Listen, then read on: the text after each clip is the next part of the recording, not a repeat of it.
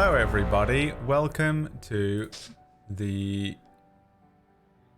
Star Wars Rise of the Apprentice. There we go, sorry I wasn't on the screen because I messed with all the overlays for this. The Star Wars Rise of the Apprentice cast roundtable, main cast roundtable. Yeah. None of these guest stars. The A-team. The A-team, no Biz Cotto, no Aaron Black. None of these part-timers. None of the B-team. The full crew. This is going to be basically a Q&A. There have been some questions that have been submitted in the Discord over the week to do with the show, and you can ask anything you want. You can also submit questions in the chat room there if you want, and then my very good friend Piranha Plant will put them into this document that he made me earlier on. Do you remember we were saying the other day about how good the mods are? My God, the greatest. So any particularly interesting questions, we'll either pluck them out of the chat, or maybe Piranha will grab the questions out of the chat room. We don't need to be role playing and worrying, so I'm sure we'll. Otherwise, we'll ignore them. So make them good. Yeah. So there have been a few that have been submitted over the week, and we're just going to sort of talk and see what comes up and go through them and discuss the show. One thing I wanted to mention at the top is that we do have some exclusive content on the website, which PB's going to tell you about and how you can gain access to it right now. There are 3 different levels: merch.tablestory.tv, and we're just switching over from Patreon over here, and we have what's called the Green Room, which is our after show discussions. So every time we run the credits and then say goodbye, there's about 3 to 5 minutes of us chatting afterwards. I think that's what you were referencing, right? That's right. Yes. What level gains us access to that, or is it all of them, or? It is all of them. All of them have access to the Green Room. Wow, what a deal! What a steal. I could feel you trapping me into that question, even though I knew the answer to it, and I was just like, why does this feel like a trap? What a deal. I'll double check really quickly how many we have. So we only just implemented that right at the end of it was only the last few episodes of Rise of the Apprentice that had, it was 4, I think. Yeah, there was one that was just me because I didn't record audio. It was a big reveal. That was so fucking good. You should have let us do dub. The last 4, and what that is that as soon as the credits would roll on the stream here, I would hit record for our reactions here, and we would do some post-game stuff. So if that sounds interesting to you, I think probably the most interesting one would be the last one, because we finished the final episode and then we were like, and then we didn't know it was coming. We hit either. record and we spoke immediately about it. So if you want to see our true immediate reactions to the end of the show, then The only time we've ever been authentic. Yeah, the only time we've been authentic. Wait, we were supposed to be authentic? No. Yep. No. Yeah, only that Not one you. time. We know you're not capable of that, Greg. You can gain access to those if you head over to the brand new website, brand new shiny website. And there's also a bunch of merch on there. It's a brand new thing, and I'm sure those of you that were around during the week will have seen it, but it was officially launched on Friday, this being the Sunday, unless you're watching this in like 5 years, in which case I assume you have every hoodie in every color. But most importantly, in butterflap yellow. Yes. Butterflap? Butter yellow. Yeah.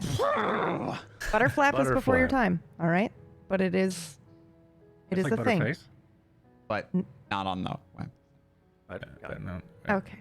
All right. All right. Well, merch.tablestory.tv. Head over there if you want to take a look at the new merchandise and also gain access to those last 4 episodes of a Green Room. And the fact that last episode was recorded our raw, unedited selves, most notably Orcish. I was just about to warn people. Orcish is in there. I don't remember what happened. I would like to warn you, Orcish is in there. No. That's it. That's the greatest unique selling point for that we've ever had. it brings me over to the first question, which was from Keeper, which was, did the cast know it was supposed to be the finale? Is that really why they kept being all, if we kill him, it's over? And the answer is no, they didn't know it was supposed to be the finale, and neither did I. I am included in that. Even I wasn't sure whether it would be the finale. I actually had a... it's that GM thing of not... You don't always have the answers. I think a lot of GMs have all the answers and stuff, but I leave a lot of blank page when I'm GMing just in case, and it leaves a lot of room for actual roleplay and genuine like choices instead of just railroading everyone through everything. I need to interrupt you for a second. For those listening, it looks like Summit Gothic Horror is gifting 1 month membership to somebody in the chat. You have 60 seconds to type !enter to join. That is so fucking sick. I knew you could give away merch. I didn't know you could do Merch? memberships either. I didn't know you could do memberships, so that's really fucking cool. What That's kind of membership? really So cool. thank you, Gothic. Nice. That's Nice. Is that ready to roll tier? Yeah. Ready to roll. Mhm. Nice. so someone will be able to watch. Wonder if we can extend that timer to be longer than 60 True. seconds. Ooh, Our it chat looks like GM got also, it. I don't want to interrupt, but Got Orcus it. is also doing a giveaway for my OnlyFans. So if Yep. anybody wants a part of that, that's just do myth enter in chat, and that should work. Right, Orcus? That was a clear joke. That was a joke. Hang on, I need to try it just in case. I want to Oh, enter. Merck's just typed for the first time in the chat. Yeah, No one is surprised. Wow, what was it? Myth enter. I don't know. You're the one who started it. Is it Myth exclamation mark myth enter. enter, or is it just myth But it's a enter, or is joke. it two It's a words, joke. one words? Is it? People listening to the podcast in 2 weeks are really enjoying this part. Listening, zero. There's not even. They are, because it's us being ridiculous. They love it. They love it. Yeah, no, nobody knew what the finale, that it was going to be the finale. I actually really didn't expect it to be the finale either. I thought it might be the penultimate episode, and there also very much could have had an entire other arc, like a short dungeon, a bit like the Sith dungeon that you went into. There was another one available on Almus, which was the planet that you thought was Kaluthin the whole time. Try not to cry, guys. Yeah. And it was really funny to me to watch you We could all have gone on for another to 4 watch weeks. you guys just straight up meta game through that. Like do you know why though? Usually that would be a disgusting thing to say to a role player, but Star Wars characters in the fucking movies and shows know they're in Star Wars and make those kinds of decisions anyway. So it was kind of hilarious that you guys were like, let's not kill him. And, like the NPCs are like, wait, why? And you're like, we don't know why, but we should probably keep him alive for like 3 or 4 more episodes. What does that mean? Yeah. What does that mean? I think we might have suspected it was the last episode. I know I did. I suspected it was possible. That's trauma, Orcish. That's you just waiting for things to end early. All right. Well, I don't think you're right, just because I also suspect that you will all end your friendships with me every single day. That doesn't mean that you're right. That doesn't mean that you're right. actually, that is going to be part of the giveaway. ! End Orcish. And we will cut him out of our lives like we've always wanted to. No. That's the giveaway. One lucky viewer. So yeah, nobody We went knew. to time. I think there were varying levels of sus. I had mentioned a couple of times that we were sort of entering into the end game arc stuff, but I think a lot of the time these 4 were like suppressing that and repressing. You gave us a warning that was today, maybe the last, haha. And I was like, what? Yeah. What do you mean? Because it I was crept up trying on me definitely as not well. to, because I'm loving this. Yeah. So I was like, no, let's not. It crept up on me, and also some parts of me made some like executive decisions in the middle of that fight, because it was such a Worked good really well. ending. It was really poetic and it made sense, and I was like, I don't know if I can recapture this same kind of energy in 2 or 3 weeks for like another big ending. That's sort of what it felt like, though. It did feel like the penultimate, not necessarily the finale, but that's a really because good it point. kind of the energy was. and being like, this is good. It was that thing of it being in superposition that you have as a GM, where anything can always be the end, which was where I was going. Yeah.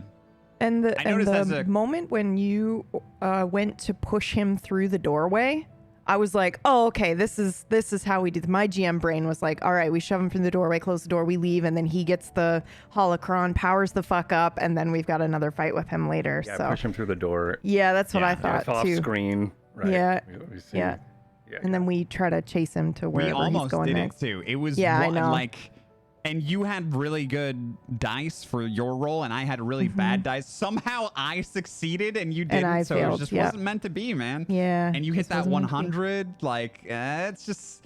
You notice. I think you notice more and more often when you're a creator that like when it feels right, you gotta pull the trigger because sometimes you want to save things. Does this make sense in role play Yeah. and in as a creator? You're like, oh no, I want to save this precious little bit of information or this part of the story, but like you learn as you get older and you do it more that like you just got to do it when it feels right. And I think the ending was right. That was the right time, even though I'm incredibly It sad. fucked me up though. Later in the evening, I was Yeah. like, Dude, during Dude, while we were everyone go recording watch things, the I fucking was- roundtable recording and screenshot every motherfucker's face because they're all was like dissociated. this. Every single one is like, And the post thing? yeah, in the yeah, green yeah. room in my where head. it's like, yeah, everybody's just staring off into space. it was a rough evening. Trauma golden retriever. I think I wasn't as bad nickname. because No, obviously, you weren't, but the rest of obviously us I'm were. the GM, but I also Yeah. wasn't expecting it to be the end. I really did. It was Yeah. like in the back of my head that maybe it was possible if you fully like killed him or he could have killed you. I would have. It wasn't my preferred ending, but I would have accepted an ending where you all died as well because I think Very it would have been quite fitting, and it also just sits Right, it would've kept us nicely out of in my Yeah, brain. could have. Yeah, it would Yeah, it have would've made cut in my sense. brain. But Yeah, but that's not Star also, Wars, is yeah, not really, no. But also, a lot of the stuff I did wasn't very Star Warsy. I mean, yes. but Um, what? Everything You did was Star Wars it was stuff. extremely Star Warsy, It was yes, perfect. but there was a lot of stuff in there that was like there was swearing, and then there was like some. There's My swearing in bad. Star My Wars. bad. They're Andor. swearing. There's one swear Andor word in allowed to Star swear? Wars. You're right. I'm Yeah, sorry. but that makes them all canonical now That's at true. this Okay, point. you're right. Mm-hmm. But also, I like to think of it uh, like we had like a child translator on the whole time we were watching everything before Andor. Like they were always swearing. It was filtered. I didn't care. I wanted it to be a bit more adult. I quite like the Andor thing. They just start with him just killing someone, and you're like, okay, that's the tone. I get it. But a lot of Star Wars fans don't like that. That's one of the things they dislike about Andor and Rogue One is that it just starts with like a death, and it's kind of dark and not kind of silly. I don't mind it. I quite like it. I think I accept any and all Star Wars stuff, and then I'll watch it and figure out if I liked it afterwards, and it's rarely because it's not doing Star Warsy things, you know. The only other thing I was thinking is that this for me was one of those things where I really consigned myself to end it when it was done. I was like, I just want to start this thing, tell a story and finish it. If it takes 3 months, that's how long it is. If it takes 6, that's how long it is. If it takes 2 years, that's how long it is. I had no... God damn it, you're finishing a story. I had no time limit in my head. I really wanted to just tell the story and be done with it. I didn't want... Sometimes when you're GMing, you feel a pressure to continue because the players are really enjoying it, even though you kind of have done everything that you want to do with it. And you go, okay, well, I'll carry it on. And sometimes that can lead to good stuff, and sometimes it can lead to bad stuff. Sometimes it's just, it's all sorts of different things. But with this, I knew that I really wanted to just tell the story and get out. One of the other things is that mechanically it was getting almost impossible to put anything in front of you that was actually any sort of threat. Right. And it's That's like a Star Destroyer. right, and then that was the only other way, like, to have a big maybe Star Destroyer, like you guys take out a frigate or an Imperial Destroyer or something, would have been probably the next thing I was going to add in if you had killed Would've him, been and then. Probably not fun to watch, us just But it's marching very through wave after mechanical, wave, and you know? get, and it was like a lot of combat, and Yeah. you guys are straight up broken as hell. Like, you're so strong. Nothing is providing any sort of threat on that level, mechanical level.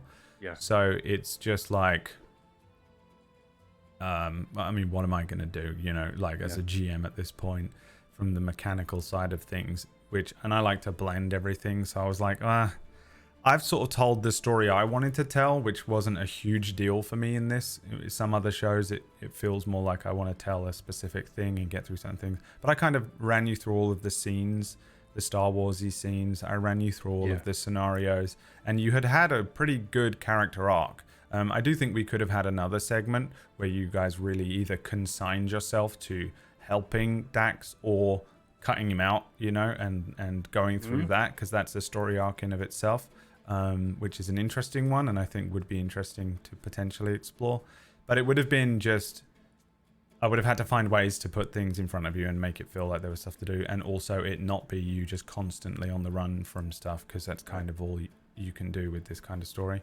And I was like, I think that they had a pretty good story arc from start to finish, and there's also enough here that if they beat the thing today, we leave enough ambiguity. We know you guys enough.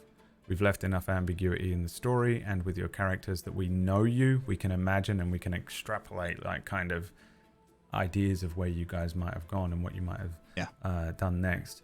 But the GM side of things and the director side of things for me, and the writing side for me was just done. I was out of road. Yeah. And it would have just really been I might as well have just left and just had you guys show up for 2-3 hours and roleplay. I'd just be like, oh, you're on Kashyyyk, and now roleplay. Ready to go.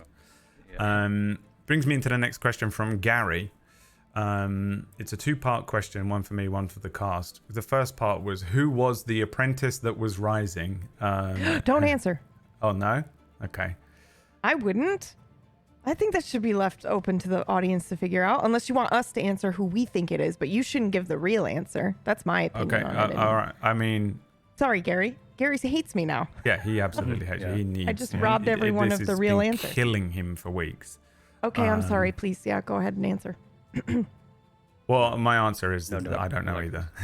I was actually going to say the same thing. I was going to say, I think that he left that open and was hoping that something would happen that... I knew that if I needed to, that 100% it could be Siren. It makes complete sense. Kind of what I was thinking. Yeah, he is an apprentice, right? There are 3 in my head. Okay, here are my 3 headcanons. 1, Siren.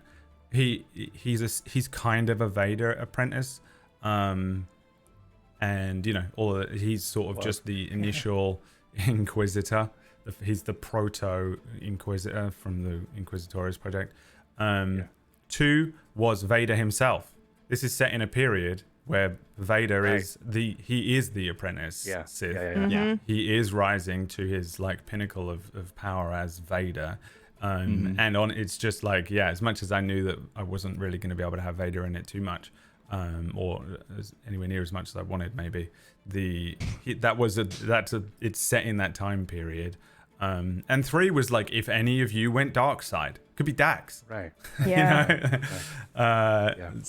It was left open for a reason. Or Hop. It could be Hop. It could has be no training and is now like training. So like could have also been. Could have been any of you. And it was the title was part of my initial writing of this, which I wrote the first treatment of this in 2017, I think. And I called it Rise of the Apprentice, and I really only called it Rise of the Apprentice because it was annoying when they released Rise of Skywalker. I was like, oh, fuck you guys.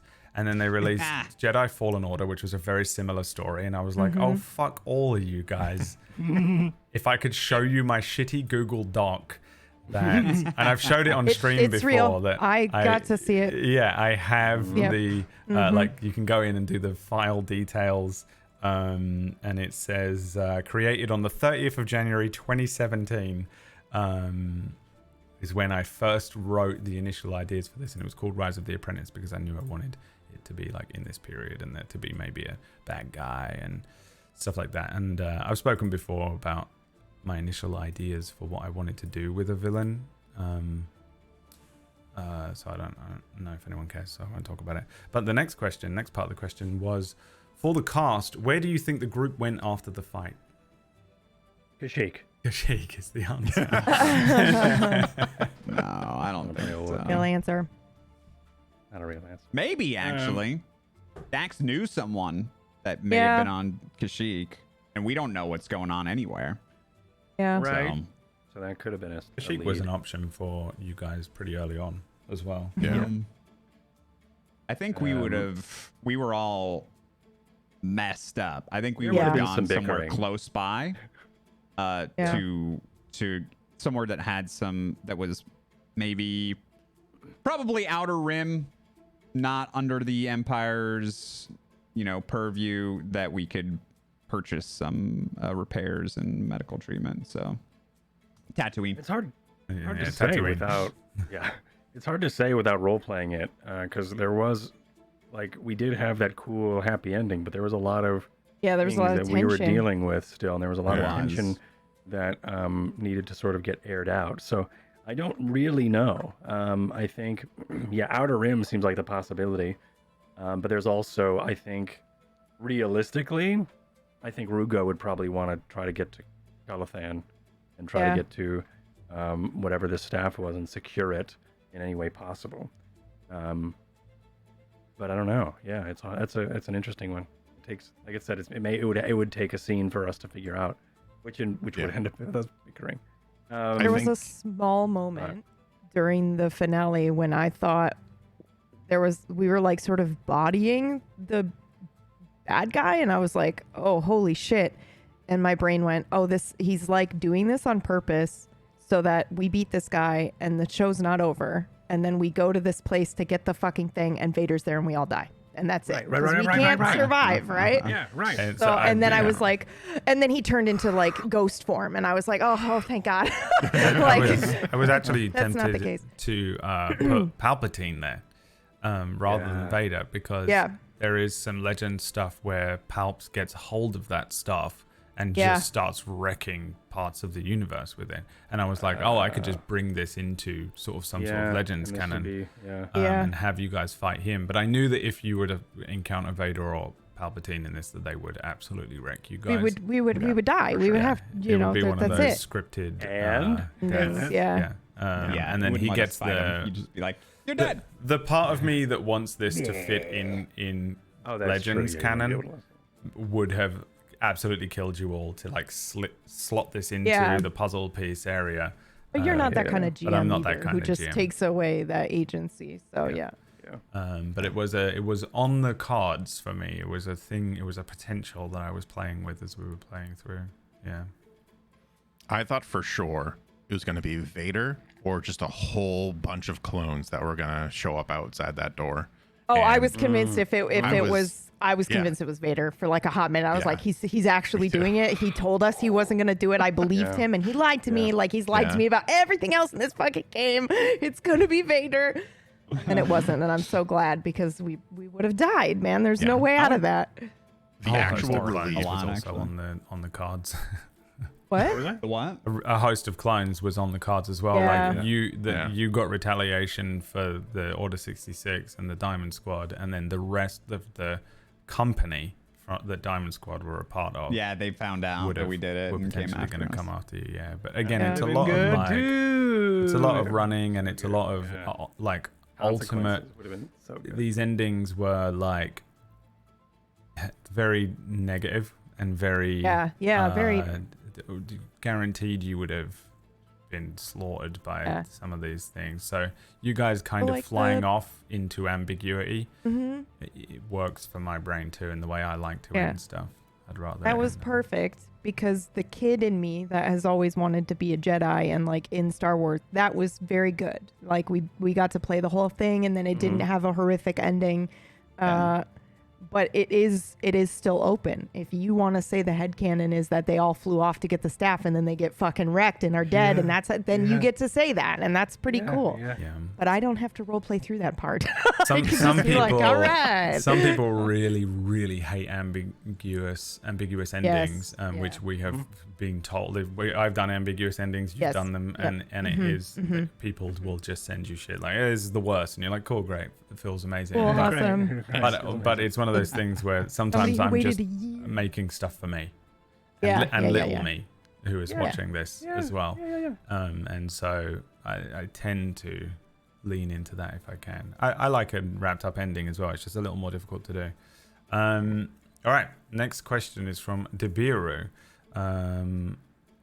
Brad, how much were you able to plan in advance for the campaign? You pretty much gave them full access to the galaxy, so they could go just about anywhere. Did you plan out the gist of the tasks / jobs they could do so they could be easily adaptable to the location, or did you just really only plan out the Siren stuff and the rest came when you knew where they were going? The latter more. This is the same approach that I usually do in a lot of things that I run. I plan the beginning and the end, and then the middle I don't even think about.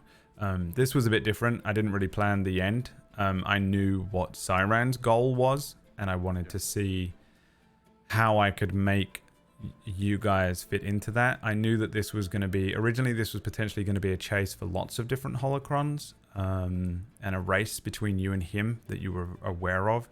It's just very hard to force players to do what you want at the beginning of a campaign.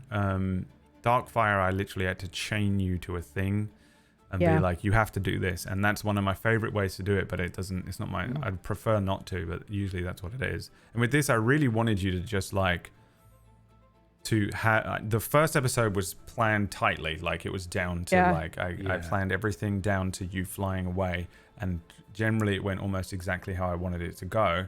And then I wanted you to fly into space, and I wanted space to be just this giant fucking playground anywhere. The only place I didn't want you to go was Tatooine. I was like the only one I don't. That's fair. I was sick of Tatooine at this point. Last place I would want to go to, actually. But and for the record, he told us that, like, when after the end of that first episode, Brad, I think you were like, you guys can go anywhere you want. Look at the map, just anywhere. I will plan. I don't want you to think that you have to go anywhere in particular.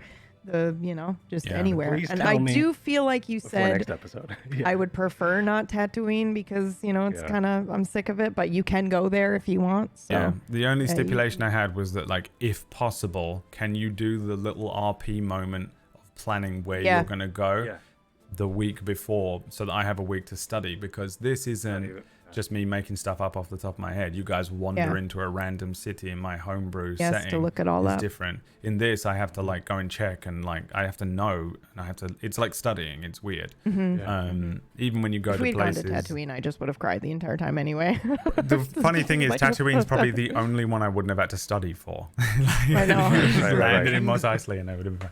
Or Naboo. Yeah, and honestly, at this point, I think it would have been relatively safe for us to go there, and we would have been able to get work. We weren't and allowed. We would have been able to buy stuff. Like we would have thrived there, actually. Yeah. I knew that I had a couple of things that I wanted you to do. My campaign map is this: acquire ship, acquire droid, acquire lightsabers, locate the Jedi holocrons. The first one is the Obi-Wan message. Locate the Sith holocrons. Meet with Siren. Then I was going to do and this is a Final Fantasy VIII reference, but it just says President Dealing style trap, which was essentially what happened at the end. In that in Final Fantasy VIII, you go onto a train and you go to this whole thing where you're planning to like capture this dude, and you get onto the thing, plan, and then there's a plot twist that it's not actually the dude, and it was like it's a body double, little switcheroo. Okay. And then I have uncover Siren's plan somewhere in here to destroy his home planet. I also have G4RY written down because I wanted to put Gary in it as a Gonk droid originally, but I also wanted everyone to think it was going to be Gary the Gonk droid because I gave him shit on my stream. But I thought it would be cool if he had a bit more of a presence, and it was very the potential of Gary being a kind of evil. He kind of works for an evil guy. There are some droids. I think one of them is a what are those communications droids called? Whatever, a protocol droid that is evil. But this droid just works for Siren and doesn't know necessarily. And that was it. That was really all I had planned. I knew that there were certain things that I would need you to do for the story, the overarching story. You had to find the Sith holocron and the star map and stuff. So I was just kind of trying to trick you into going somewhere that would do that. So I was just kind of employing some sly little devious Brad You're behind saying the scenes. season 2 is G4RY's Vengeance arc. Revenge. Yeah. Okay, Vengeance arc. All right. And that was it, man. I knew that was really all I wanted to do. I had Siren planned out because I'm a big fan of knowing who my villain is and his motivations. Can you talk about Siren a bit? There's like some cool little Easter egg stuff. Yeah, I spoke about it a little bit. I did speak about it in that green room as well. I can give you some stuff on him if you're interested. Yes, please. He is based off of a trifecta of characters that I have played over the last couple of years, starting on Spellwind, which was the show on here run by someone. Oh, who was the guy that ran that?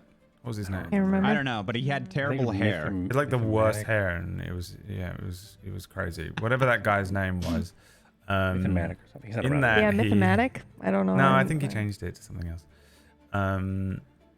I played a character on that called Tyther Veridis, who was a rogue. It was a D&D game, and he came from a really weird masculine energy setting where a bunch of like geezers and blokes who are very tough and like masking their emotions bring him up as a weapon. And he becomes a very good fighter. And then over the course of Spellwind, he learned how to feel and to accept and to change and wanted to change and falls in love and goes through his whole journey and goes, it's a character that I absolutely loved playing. Then I didn't have to, but I made a villain on the Wild RP roleplay server, which is a Red Dead roleplay server called Rufus, who I just went, I need to pull roleplay from somewhere because it's really scary on a roleplay server, because as soon as you log in, someone's like, hi, how are you? And you're like, I don't even know my name. I don't know my name. So I was like, I'll just base him on Ty, because I've been playing Ty for about 6 months in Spellwind now or something like that. I'll just run this character that's an evil version of Tyther, who's just a lot more evil. And again, both of these characters had a lot of stuff that in my head was like different ways of coping with trauma. The way that Ty coped with trauma and the way that Rufus coped with trauma were a little different. But ultimately, they were very similar Their characters. trauma was sort of opposite, right?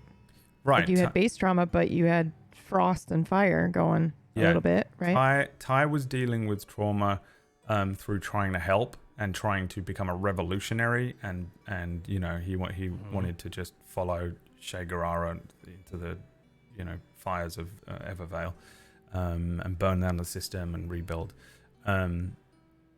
Rufus, I looked into potential schizoaffective disorders that can come from trauma and looked really into that, was super interested in that, and I had him have almost like a dark passenger called Orphan.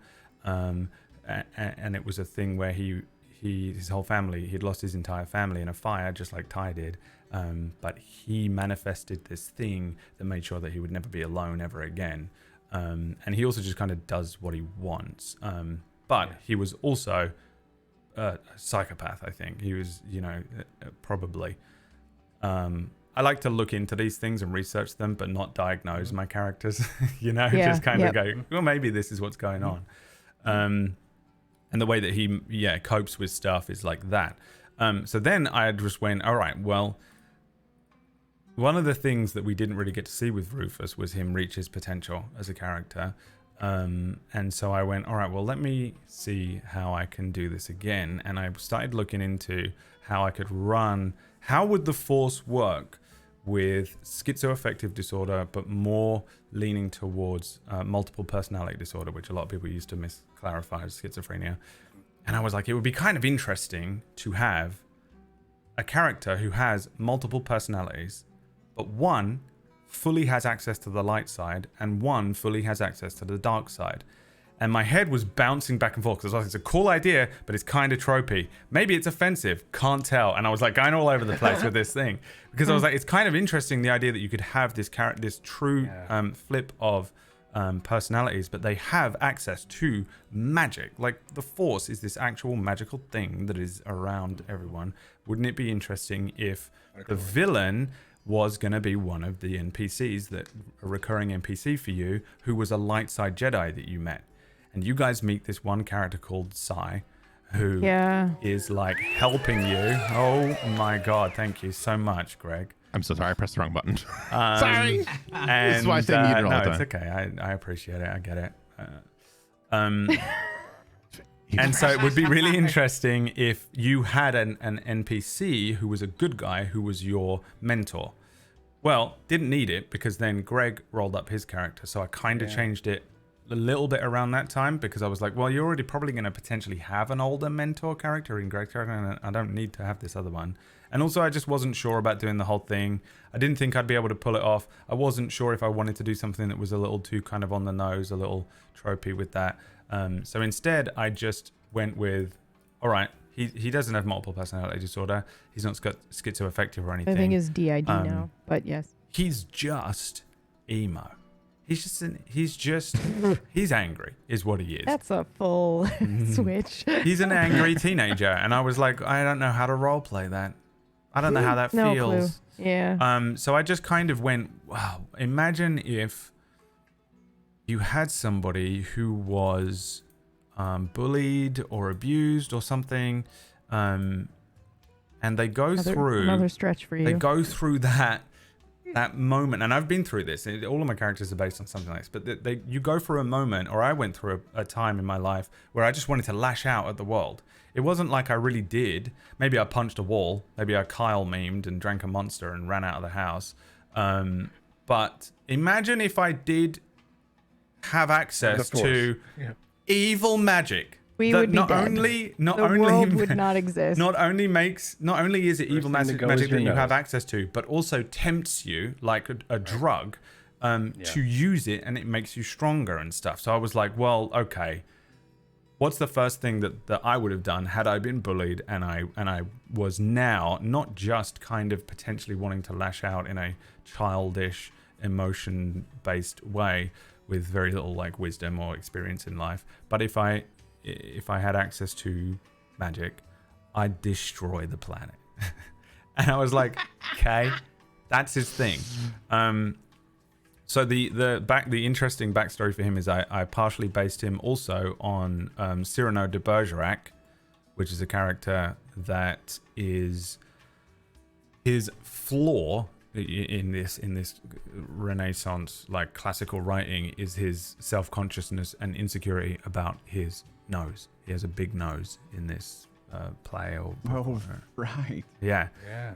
So Siren doesn't have a nose. I gave him a thing where he doesn't have the cartilage in his nose and in the top parts of his eye socket, and so everyone would bully him for it. And he's from Pagodan, which is the place we see in The Mandalorian with all the ice creatures underneath it in that first episode of The Mandalorian. And I was like, man, imagine being an orphan who gets bullied for these physical differences, and you're on this cold, harsh, unforgiving world. There's just no coming back from it, without like a guide, without a mentor, without the mentors that Therapy. Therapy. But therapy in this is meditation. Guides are your masters. The light side of the Force can even guide you and help you. In this, I was very interested in that opposite, and I started to see this thing form where I was like, okay, well, the opposite of my characters are 4 Padawans who have actually been trained, or 5 really, who have been trained. They had masters who cared for them and taught them their own wisdom, taught them their experiences, explained how to meditate, how to control their impulses and their feelings and understand them and process them and control their potential dark side leanings and stuff. And then you have this character that doesn't, and that's it. And that you're a group, he's on his own, light, dark. And I was very interested in exploring that. And that is pretty much where he came from. I also wrote, and here's a little tidbit. In the final year of the Clone Wars, a young Anakin Skywalker stumbled upon Siren on the lower levels of Coruscant. He sensed the boy's strength with the Force and a dark energy that surrounded him. After a brief chase, Siren was able to outrun the Jedi with a street cunning that barely bested Skywalker. Later, shortly after the Great Jedi Purge, Vader would stumble upon Siren again. This time when Siren gave chase, because Anakin has changed to Vader, Vader quickly caught with him and using the Force crushed Siren's shin bone before killing him, because Anakin would have let him go, wouldn't have pushed. But Vader wouldn't allow such a thing. Before killing him, Siren, in a moment of desperation, was able to mimic Vader's ability to Force crush, very lightly wounding Vader's own shin. Vader, finding this Force mimicry interesting, took the boy in for secret training, and then potentially there's your catalyst for the thing. But it also ties him in, gave him access to the Empire, and it was allowing me to. Thank you for that. That's sweet. Yeah. And so that was really the entire. And that's a big. It was a long time to speak. I wasn't really planning on going into so much depth about that. But I really think about these villains. I really like to have these villains be make sense. And also, it was just a nice opposite for your characters, which I think is important as a theme in Star Wars, to have these light side, dark side opposites and things like that. And also a trifecta of characters that I've enjoyed playing over the last few years, who are all, weird mirrors of the same character. And you remember that movie Sliding Doors, where Gwyneth Paltrow gets on a train and the guy running to the train just misses it, and then the movie splits and it shows you if he had just made it onto the train, and you get both perspectives of the alternate timeline, and they fall in love. It's a romance, but they fall in love and they know each other and they don't get to meet in the other timeline. And I've always been obsessed with that kind of thing. There are very small differences, very slight changes in life that can really make huge impacts. And one of them could be having a mentor or a guide or not. One of them could be that you have a biological difference that would allow for something like a schizoaffective moment to sprout.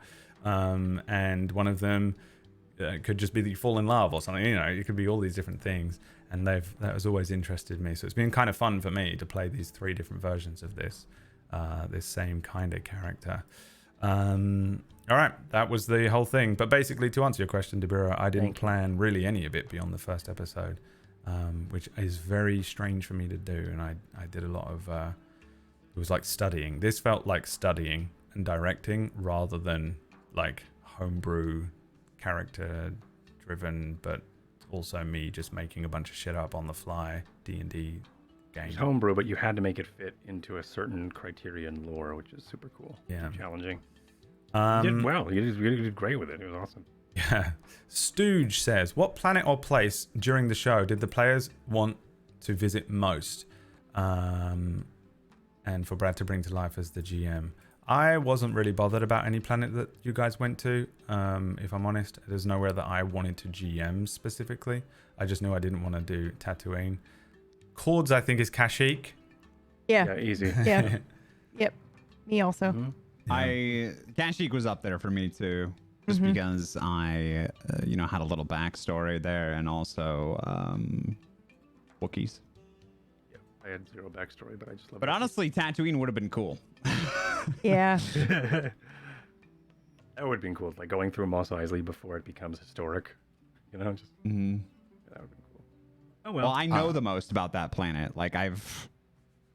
That's the one I know. I mean, it's the one most people know the most about. But I know a lot about that planet through video games and media and stuff. And so every single Dantooine would have been pretty cool too. Dantooine was on the list. Yeah. It was. Yeah. We almost went there a couple times, I feel like, and then we're just like, no. Let's go literally anywhere else. Yeah, let's go run into wild rancors. This will be fun. where my character was from. Can I guess Greg's? There you Yes. Dathomir. No. Okay. That's a good one, though. I really wanted to go to That would have been Camino. cool. Oh, I really wanted to go to Camino. Oh. Even though, Cool. I know what the there's hell a you would have died. done there? Yeah, I just want to We go would've there. died. Well, no, because You're not I mean, I allowed don't in. want to spoil Oh, okay, anything, we but should I know what happens during Bad Batch, and with that, and I don't know where we fall in the main canon timeline, but Somewhere around. I season thought that 2. would have been kind of cool. Yeah. So that, or I mean, when You want to run into Bad Batch and join their gang I wanted so much. That's all he was ever as wanted. Kanan. as Kane and Jarrus. Kane and Jarrus. One of the things I was considering before Hop was being a clone, but I was like, I can't do that voice consistently without the filter. So I was like, I'm not even gonna try. But like that was something I really wanted to like play with. It was Camino, Ilum, which we went to anyways, but I really wanted to go there, and that was like probably one of my favorite episodes. So it was cool. Dathomir That was a would've cool been episode sick, for though. sure. All right. From someone called Murgles. To the cast, I'm sure you all had an intention or a goal, a theme you wanted to hit on with your character. Did you? Was it different than you thought it would be? And did you end up learning something unexpected as a result? You want that again? Do you want it in writing? That's a lot. Yes, No, please. I'll put it now a group. understood. I heard Alright, Murgles, and then your brain He was, just... he was asking me. My brain Thank stopped you. after Yes, you. please, Brad. I do. All right. Well, So glad the rest of you processed that and kept it and retained it. yeah. Not me. Orcus, you heard the question. You can go first if you have an answer. Sure. Yeah. What was it again? Did you want to be Anakin fuck off. Skywalker? Was your singular motivation being Anakin Skywalker? No, I when I was creating my character, I wanted to be a little well, I mean, he's a teenager, right? And teenagers feel things Say no more. really fucking hard. Like they feel things, you know? So Big It was emotion. literally And the exact same thought his that went through my life head was- when I made the villain, who was a dark Yeah. side evil villain. Yeah. yeah, and like his life was torn apart, and his life wasn't great either. Like his formative years was during a war. Yeah, during a war. 16 to 19, he was out being a little spy for the Republic, and like seen some stuff, killed some people, terrible traumatic events. So he was emotionally stunted and very vulnerable to the dark side. And I knew that that was going to be a possibility when and I just sort of, his motivations were essentially, he was tired of running. He was tired of feeling unsafe. And he sort of realized that, hey, like, power is safety. And, you know, how can I get more power? He learned to be very cautious through the war, which is a weird balance to kind of figure out. Like, this very cautious character that also so desperately wants safety through power. So like sometimes, that's why sometimes you guys were like, what is happening? Because sometimes he would make these very reckless choices because he felt like the option to gain some power or knowledge, same thing, Right. would make him safer. And I think that I executed it pretty well. Yeah, I think that came across. He definitely could have gone dark side. I rolled like so well. You were every ready week. to. Yeah. I was Yeah. really close. Yeah. Yeah. You were very close. The interesting thing, I think, is that the morality mechanic was something that I realized during character creation when I was prepping the game and trying to like cram in how to learn this new system. I'm not great at learning a new system, just reading the book and learning it. I have to kind of play a little bit. And I'd played this years ago, a couple of sessions of it, but it was all gone by the time we did this. I hadn't looked into much of the character creation stuff until we started character creation, and you guys were like, what does this mean? And I was like, oh, all I did was learn the dice and the mechanics of the game. I completely forgot how to learn how to make a character. So I was learning with you guys that same night, kind of how to do it all. And while we were looking through the morality element, I realized that there's a mechanical bar between 0 and 100 that goes up and down based on the conflicts that the any force sensitive characters have in the system, that you roll during like a post game session, which was the conflicts thing that we mentioned constantly. You can see some of it in those green room episodes because we go through that. And I really wanted to lean on it. I made it a little less mechanical, but did make sure that it was a thing that was affecting you, because it was actually kind of fun as a GM to be like, oh, I can have this kind of annoying. Normally, I don't ever impede on agency of characters if I can. I very rarely go, you're feeling like this, you look like this is what you're doing. unless you're being like controlled or something like that. I do my best not to influence that in any way. But in this, there is an actual omnipresent force, a thing that is affecting you and can affect your judgment and your feelings and how you react to stuff.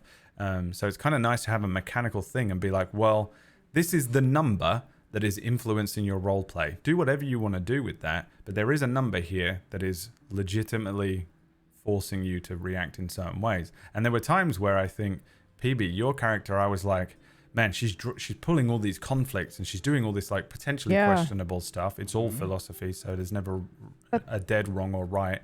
And morals is a whole thing. I don't even believe in good and evil in real life, but it's in this, so we had to bring it into this.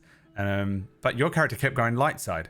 So you were doing all of these conflict things. You were having all of these moments. You had to tell me at the end of one, because I was like, I don't know how to do role play this, because like all these weird things I'm doing, and then what? I'm light side, and I think you were like, well, it's not about, you know, the act of you doing the thing. It's about whether or not when you process it, you're processing it in a healthy light side way, or you're processing it in a dark side way. That's how I would see it quite often. Was like, okay, well, you can do these questionable things. You can have these moments where you question what you did and whether it was morally correct or morally wrong. But ultimately, the thing that affects you, or how this thing, if you roll a light side thing, is that you probably accept that the way you did it was how you did it. You're okay with it, and the reason, and you've processed it, and you've processed it in a healthy way. So it's all good. You know, it doesn't mean that you can't feel continual conflict from it, but it isn't holding you back. It isn't becoming this trauma. It isn't pinning you down and giving you guilt and grief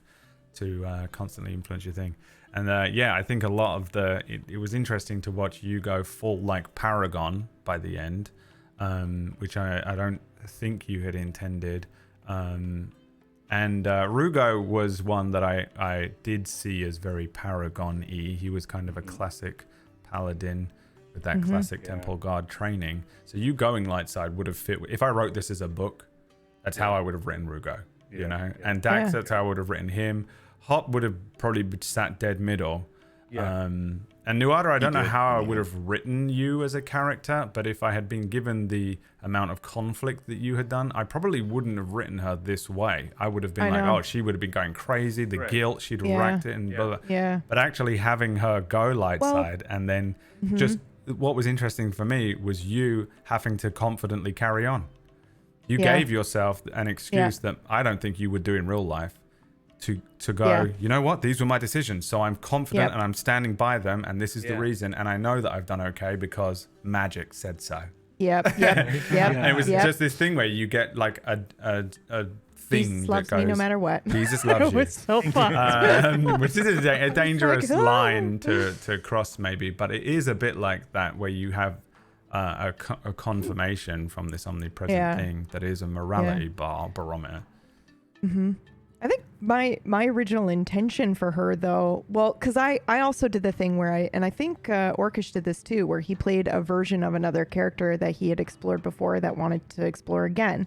And I did that where I was playing a character that I played in the first game I ever played with Brad, which is Rin. But I wanted to play like, what would it be like if she had been kind of in maybe a healthier environment, you know, taught the good things, right, and but still had that really hard line of pragmatism, but like a hippie. So like a hippie version of Rin is what I wanted. And then episode 1 basically happened. Cult survivors, like being a Jedi is weird. It's a cult. It's kind of a cult. They have a kind of god, I guess, that is real, you know. But then episode 1 happened, right? And it's like, oh, there's no really room for hippiness right now. We're all in survival mode and very sad and all this kind of stuff. So there was mostly just room for the pragmatism. But I do remember saying, like, I was playing through Metal Gear, and there was a scene in Metal Gear where, and no spoilers, but like you're in the trolley problem situation, right? And I didn't really know who I wanted to play or how I wanted to twist Rin until this scene happened in the game. And I went, that's my Jedi. I want to play the Jedi where it's like you've got the hostage, you've got the person, and you've got 12 people in the back, and they just shoot the hostage and the person, and it's over. Like, because 12 people outweigh this one person. And I told Brad that, and the motherfucker gave me the trolley problem in the goddamn game, but at the very end, like, So I that was the one thing I really wanted to do with ROTA, was to be able to do what I can't do. I would never be able to do that. I would lose sleep. I would just like, yeah. So I did want to, that was my goal with her, was to play this character who could just make those hard decisions very quickly and then be able to sleep at night. So, All right. yeah, that was the answer to Murgles' question. Yeah. Greg got an answer to Murgles. I think Hop kind of played out how I expected him to. There was one big difference, and there's this idea that I'm obsessed with the Force, where it just keeps on trying to balance everything. It's not good or bad. It's just keeping things at a steady 0. And if it bumps up one, it brings it down back to 0. Right. And I wanted Hop to know that, but for the wrong reasons. Like, he suspects it like almost like a conspiracy theorist. And he refuses to use the Force. And some of that kind of like played out through the campaign, where he's like, I'm not using the Force. Like, they're going to be able to find us. And then he learns that he actually kind of has to.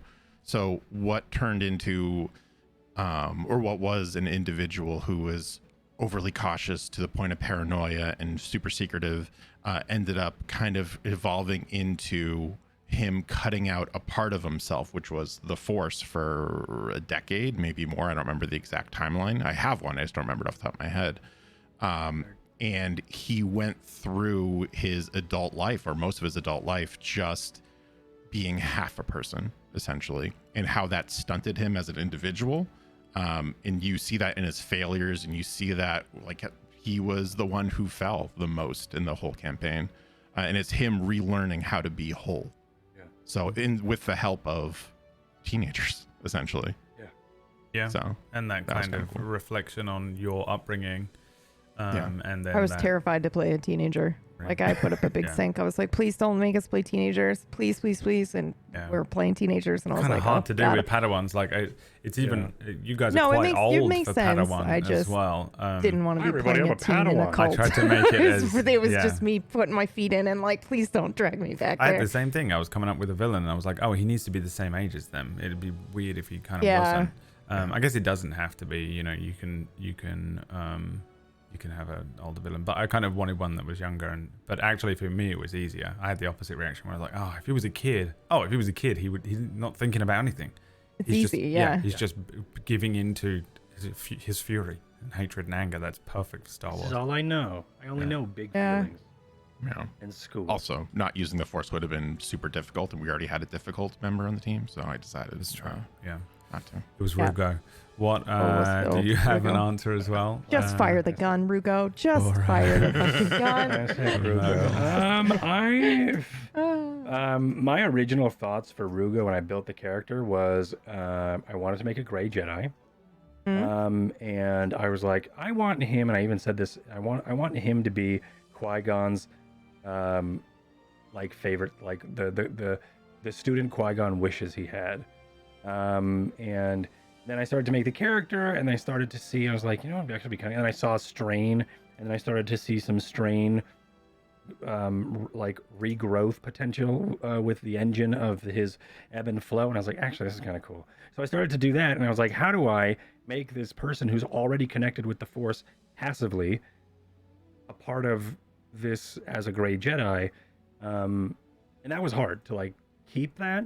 But after episode 1 and I started to shoot up the morale scale, I was like, I think this makes the most sense. I mean, my character was trained as a temple guard. He was cloistered. He didn't have the experiences that ROTA and Dax had. The same with also Jace, where these characters went out. There was even a part in our character creation where you can spend some of your experience to boost your stats, to boost your like if it was D&D, it's your attributes, your strength, your blah blah blah. We have those too, but in your character creation you can spend your experience or your starting XP to do that. I didn't do that. Did you use that? Did you use those to inform your role play? That's such an interesting question. Yeah, Because I sometimes do that with D&D, but there are some stats where you're just like, oh, okay. I mean, like obviously dexterity is an easy one to interpret, but there was a intelligence lot of is always a fun one to play with because like you have a low intelligence, or is it like social average, skills or something? Average across the board with everything. Mm-hmm. So like he could do it. He didn't have any of the confidence to do any of it besides what he was trained in. So like these wacky cool tricks of him being the ebb and flow, or him having his battle stance and stuff. He just came out of training. He's never left maybe Coruscant or wherever the temple training was. He was his idea, and we said in RP that his idea, his ideal world would to be guard the archives. He wanted to be one of those. Boring, but to him it was what he wanted. Yeah. And so having to travel and having to do all this was super new and really uncomfortable for him. And I wanted this to be my paladin character. I feel like we've all had our paladin character, right? And I was like, you know what would be cool if this was my paladin character? I don't have to play D&D to make my paladin character. Mm-hmm. So I thought that like as soon as I started to go up on the as soon as I started to go up on the morale scale, that's when I was like, actually, I think this could be really dope, because I think in that same, it was like episode 1 or 2 where we started to see Dax take a downward turn, and then I started to take an upward turn, and I was like, you know what, this would be sweet, because now there's 3 of us, Jedis that is, if this sort of split happened and then Nuada stayed in that gray area. And I was like, this could be kind of cool to have this trifecta of all over the place. And then, of course, when Hop showed up, it's like, now you got to deal with this. Like, that's why the bickering happened. We had 3 points of the Force. Always sort of being like, hey, we should do this. Well, we should really do this. And then it was like, but guys, let's remember our training. And that was a lot of fun. I agree that it was Hop's fault that we were bickering. Yeah, that's exactly what I was saying. Yep.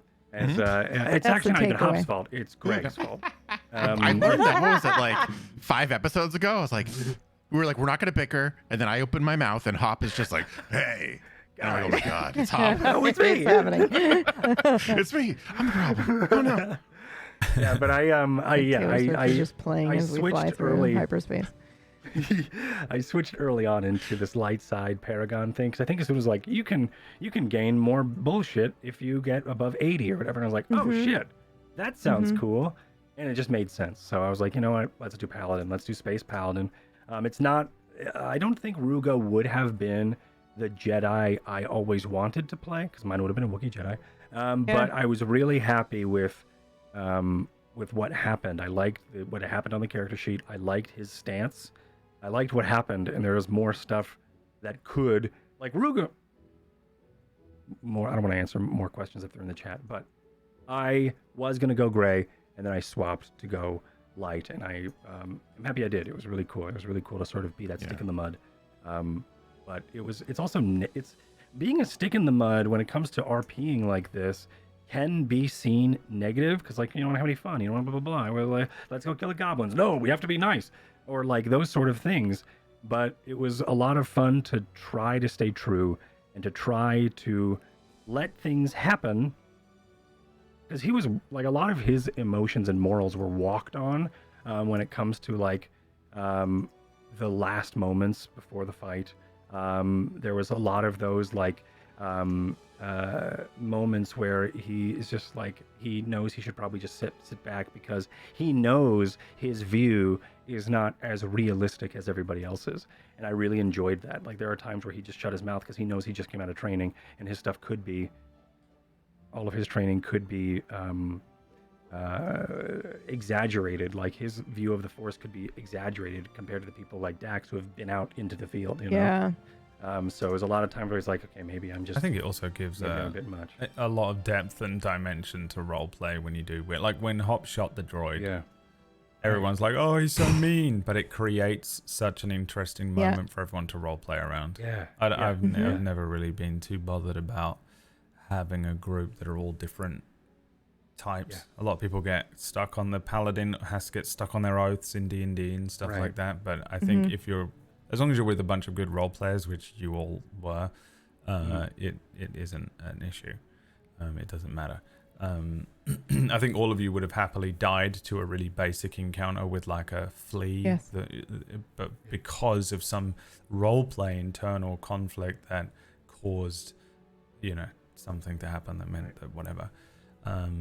Yeah, I think Rugo makes a lot of sense. It was a good paladin character. Yeah. And one of the reasons that Rugo is one of the first is like the myth or chord is the first name on the call sheets and stuff here is because I knew I was like, well, he's probably going to be like the moral good guy here, so it makes sense to have him be the first name, like Jedi. Rugo. We know Jedi, right? Yeah, you're in character order, and obviously Greg has to be a quiet last because he was a secret, a dirty little secret that was really hard to. Which was amazing. Prep. It was so Yeah, so good. So Yeah. The good. amount of days we went through and the frustration through DMs of our schedules not lining up because of Biz. Yes, because of this.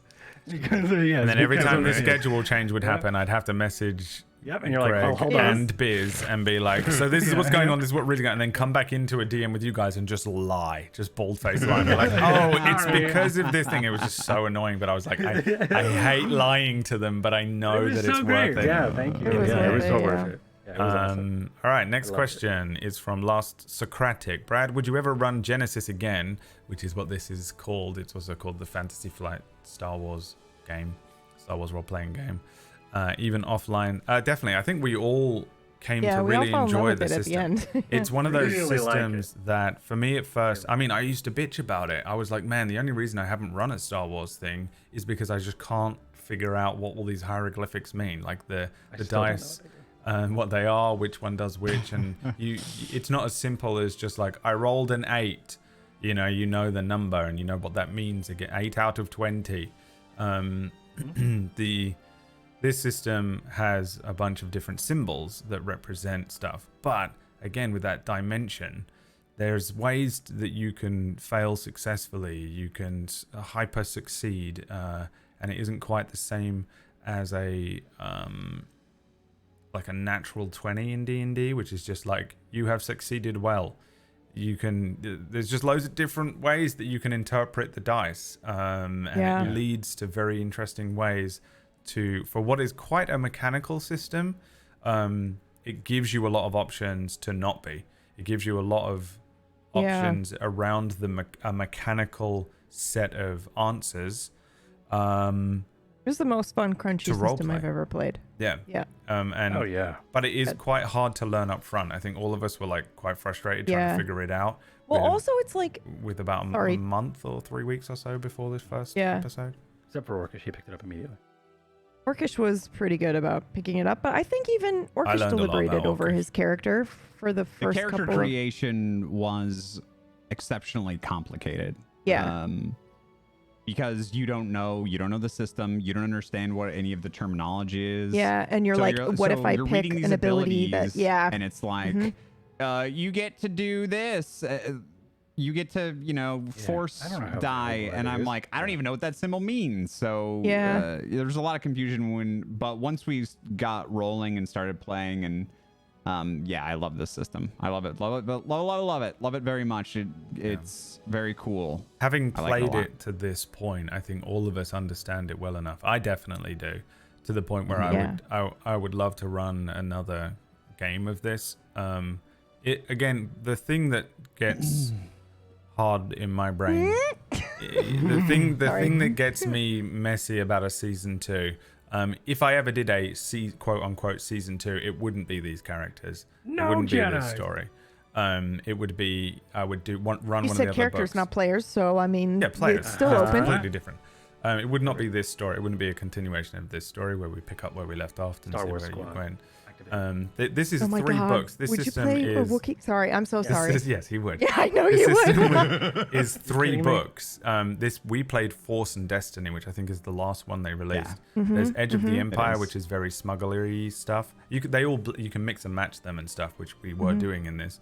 And then there is Age of Rebellion or Dawn of A Rebellion. Wookiee with ebb and flow. and that's the Empire versus the Rebels, and it's more militaristic. And I'd like to run one of those other books and actually run either a military campaign. I don't care which side. I'd love to see a group of TIE fighters, Yeah. you know, and see how boy. they do with stuff. And I would love to run some smugglers and stuff. I don't think I'd want any force sensitives. I think I'd potentially literally be like, none of you can pick it, which I don't often like doing. Please. But I'd be like, you can't be force sensitive. I know that It you want to complicates be. things so much. It just makes you the so Force strong. so much cooler if we have no access to it. Yeah, but I would love to run a different version of this one day, potentially. Or playing it. I've Playing it, Orcish? or playing it, and Orcish runs Orcish. it. There may had be thoughts. there may have been plans or something else. There was going to be an arc in this that didn't have any of these players in. That I didn't Cool. tell any of you about because I knew you'd just be gutted that it didn't happen. And I made a promise to myself that I would And so just you're tell telling the us story. now? I would course, tell. and- I made a promise to myself that I would tell the This story is why this promise is that always I brought up, wanted because you're still to saying it tell, yourself. and I don't break promises to myself anymore. And unfortunately for the rest of you, it means you didn't love get to it. have this strange arc. Again, it was one of those things where the game was getting away from me, the story and stuff, and I just wanted to tell what I wanted to tell. And I realized that what I could do is very easily pick up that second story, that B Do it team thing, anytime. and pick it up and run it Yeah. as something else.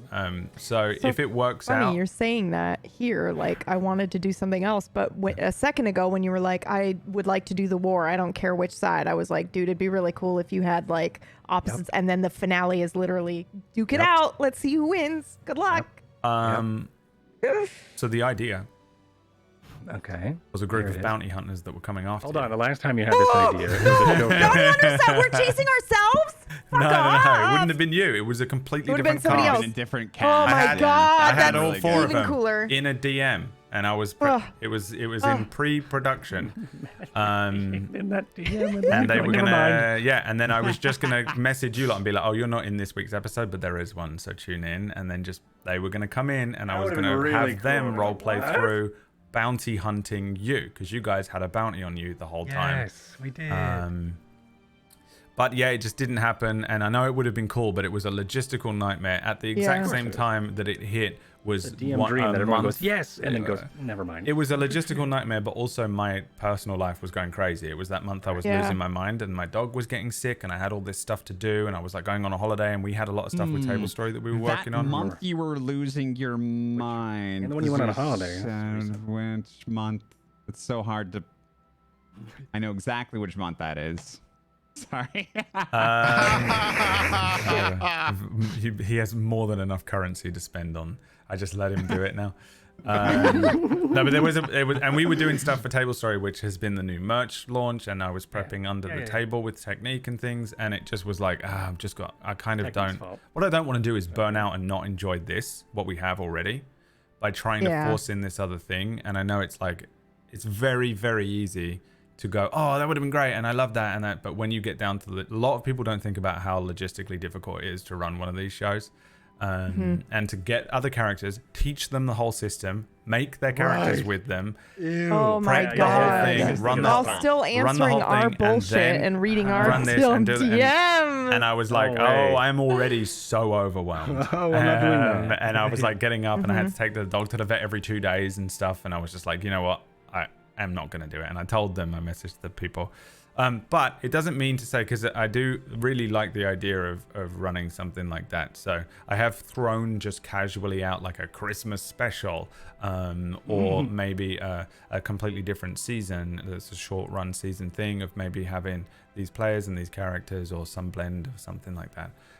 So it is not off the cards, but it is also not in any sort of hard pre-production that I would run this again, or that thing will happen. I don't like making promises, because sometimes I promise things and then they don't happen, because it's really Except to yourself. so much harder to do these things than you realize sometimes, and there's a lot of schedules and people and stuff that you have to fit it in. But it's definitely not off the cards for me. I really enjoyed this system. I would definitely love to play in a game. Orcish. and and get to experience the game as a player. I did previously play as a slicer Rhodian called Twag, who I wanted to show up in this, and I just wish that I'd named the Rhodian that you met Twag. That was very fun. It was only a few weeks, and it was a long time ago, and I kind of forgotten it. The next question is anything at all that you're willing to say about what story or game you want to do next?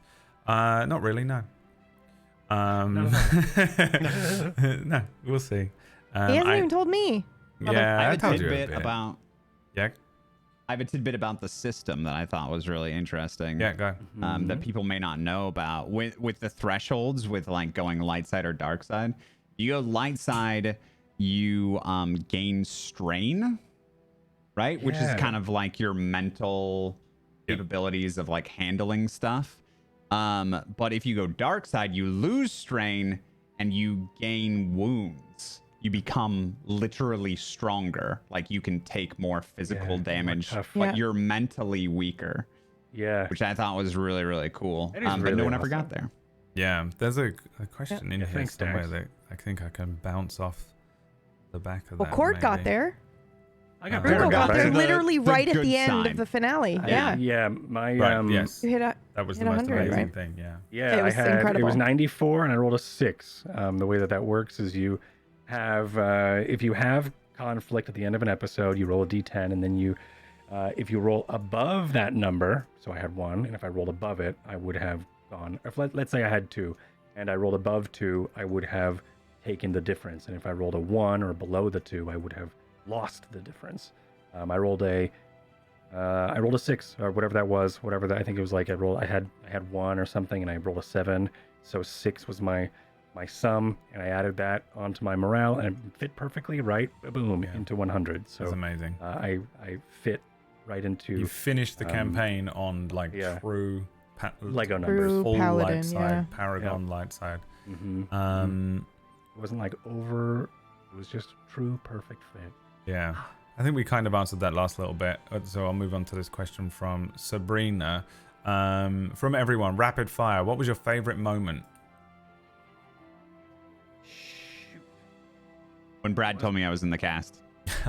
That's fair. Yeah, that is. We had so much that is fun fair. planning like outfits and shit. I feel true.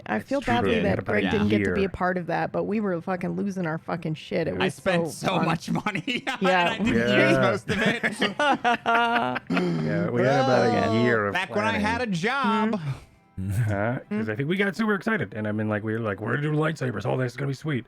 And I bought a shitty one, and then I was like, well, I bought one of those grab bag ones off of Ultra Sabers. Remember that? And I got a black one with a red saber, and I was like, this isn't gonna work. So I was like, well, I gotta modify it anyway. So I bought an LED and blah blah blah. But yeah, it was a lot of fun. I remember us sending Amazon links to scarves that we can use as robes. It was great. But that's not my favorite moment. I think my favorite moment was episode 1 was really good. Dude, the Order 66, man. What the fuck? yeah. That was Yeah. perfect. Chills. Execute For Order sure. 66. Yep. Execute Order 66. It was so good. I like so Diamond well Squad. done. Yeah. Yeah, That was your Diamond arc. Squad. You wrote better that. like it. Yeah. For My me, rapid you fire- gave me that kind of side quest. Yeah. Favorite moment is so cheesy, and I'm sorry, y'all, but it's literally anytime Brad did a sound effect. It felt, the whole game felt fair, so yeah. fucking We Star knew Wars that I already. just You didn't even like, have to say anything. yes. Actually, Brad would make a that's my- Rhodian noise in PB. Actually, yeah. Yeah. That's a toss-up. Brad's Rhodian or The Rhodian was J4 crazy at the how end. you can actually get this to do a Rhodian, the Go XLR. Like I was, It doesn't say Rhodian. it does say Rhodian, yeah. That's what I named it. Because you can mess with some stuff. I ended up getting the Kylo Ren. God, what does he say? What does Kylo Ren say? He No. says, No. More. Look how old you've become.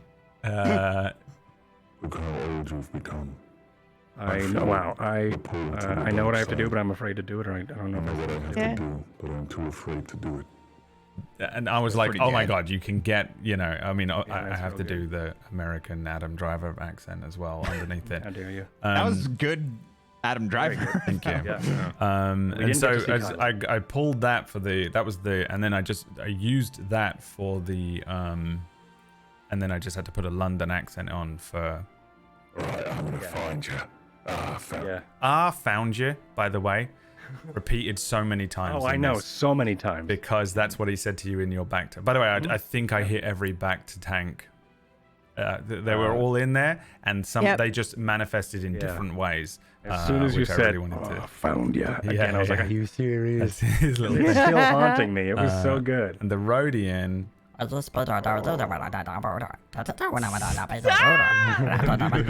so dead on. I was so happy with it when I nailed it. I was like, really oh, cool, liked now I about can it- have a Rhodian. But in the same way, I Brad- can't do Vader. Which was when I was like, I'm sure I can get the Go XLR to do Vader. you do a Darth and you Rhodian? just can't. And on top of that, what I realized about Vader is that it's James Earl Jones. Is literally correct. so much of it. I had to go into audition and premiere to make Fist sound like Vader in the first episode at the end. It was so hard to do, and I was like, damn, man, I was kind of hoping to have a Vader, like I would be able to at least role play maybe Vader and Siren talking, but I couldn't. I can't do it. I don't have it in me to get anywhere near that level of James Earl Jones, and on top of that, the Go XLR just can't do it, which was a shame. But for me, I would rather it did actually kind of sound like Vader and not just be me doing a cheap imitation and be like, it is Darth Vader, by the way, guys. And I kind of made it. I consigned myself to not having Who's Vader this in new this. Sith guy? It's Vader. Yeah, Hey, Brad. For no reason at all, could you send me that Rhodian? Yeah, I'll send you all of for no them. reason Yeah, at yeah. Okay. I'll send you them. What I really liked about that moment Yeah. when you were the Rhodian is you were going beep, bop, doop, zap, beep, beep, and then we were talking Yep. still, and then you seamlessly went into Universal. What are you guys gonna do about it? Yeah, it was like, and you were still keeping that same cadence. That was another thing that was weird, was a awesome. weird production brain thing where I was like, man, one of the things that's really interesting about Star Wars is that they don't translate the aliens. Yeah. They Yeah, just yeah. have a Rhodian that comes up and is like, and then we someone just else know what goes, they're saying. I'm not going to do that, pal. I'm just not going to walk all the way over there, take 3 steps to the left, pick up the wrench and walk out. I'm just not going to. You have to answer seen them in full the- sentences. Have you seen the Star Wars video or whatever where Chewbacca is actually speaking English? It's the best. It's so That's how it's weird. hilarious because that's how all the Wookiees would have spoken to you if you did go to Kashyyyk. Because that's how I would have had to do it. I would have had to go, and then be like, and so if you don't mind walking away. Yeah, that's all right. He did are in have a that bit of a fun pickle, idea of if somebody had died and did roll up, we were going to just act as if we were translating for you. All you did was make noises, and then we were just going to be like, yeah, okay. And then That was I was trying to Role play, figure out ways to like type things to you or have a thing come up on screen like we had in Kingmakers when the thing comes up. Wow. And I was like, how am I going to do this? And one of the things that I did think of really early was that if you got like an R2 unit or an R3 unit, I was literally just going to go. And then you tell me what it said. You tell me we just what. have to you know. role play Yeah, through it. yeah. Yep. Yeah, which you guys Yeah, nailed as which well. Greg was doing amazingly in that list. Did we miss he anyone's was being favorite moment? sassy on Everyone the- say a moment. We got so sidetracked. Greg? I don't want to say a Shotgun. moment that had me in it. I do. My actually, favorite you know moment what? with Booster is when you pull the It's crystal out. That all was the fucking moments dope. with me in it where I get to be super charming, charismatic, and everyone really liked it. And then I had to shoot a droid in the head, and then everyone really hated me for a little bit. And then, I think the very end, where we had this like impending doom literally knocking on a door, and we beat the And it was a big robot. bad, and there's this like relief. And for me, it was like, what's behind that door then? And then it's the droid that we've been trying to get like together. That just that relief that like I think we all felt was like, oh, it's over. It was so good. My headcanon is which doesn't make sense because the timeline doesn't add up, but I don't care. My headcanon is that the same like light side that brought Jace back turned it on. Oh yeah. That could Oh, be. Yeah. Because why Jace was is supposed that- to be why our is that- mechanic, and he Yep. Yeah. died. Yeah. Literally why And the Rugo even boss took name that is, internship. named after Jace, so yeah. Yeah. It was so good. I love that entire whole thing. the Yeah, whole box I'll bounce off the end of that to Riviera Leon's question, which was there any thought of bringing Bizcotter back into the story somehow as a Sith, maybe? Yes, actually, when I was No, he hates role-playing. before I think I even had a cast, I considered casting someone else as the role of Siren back when he would potentially have the two personalities to jump between. Oh, Oh. Yeah, and I did consider having this moment in a similar way with Jace, where Jace would come back, but one of the issues was just Biz's schedule. It was really, this is a difficult time for him to get on and be in a show and stuff. So it was just one of the reasons. As much as I really wanted Biz in this, because like I said at the beginning, I wanted to cast just people that I knew would roleplay really well with each other, which I did. But in the very early pre-production, me and Biz were like trying to work out a schedule, and eventually I realized he was just like, I don't know if I can do every week, but I'd like to do something. And I was like, could you do one? You just do one episode and I'll just fucking kill you.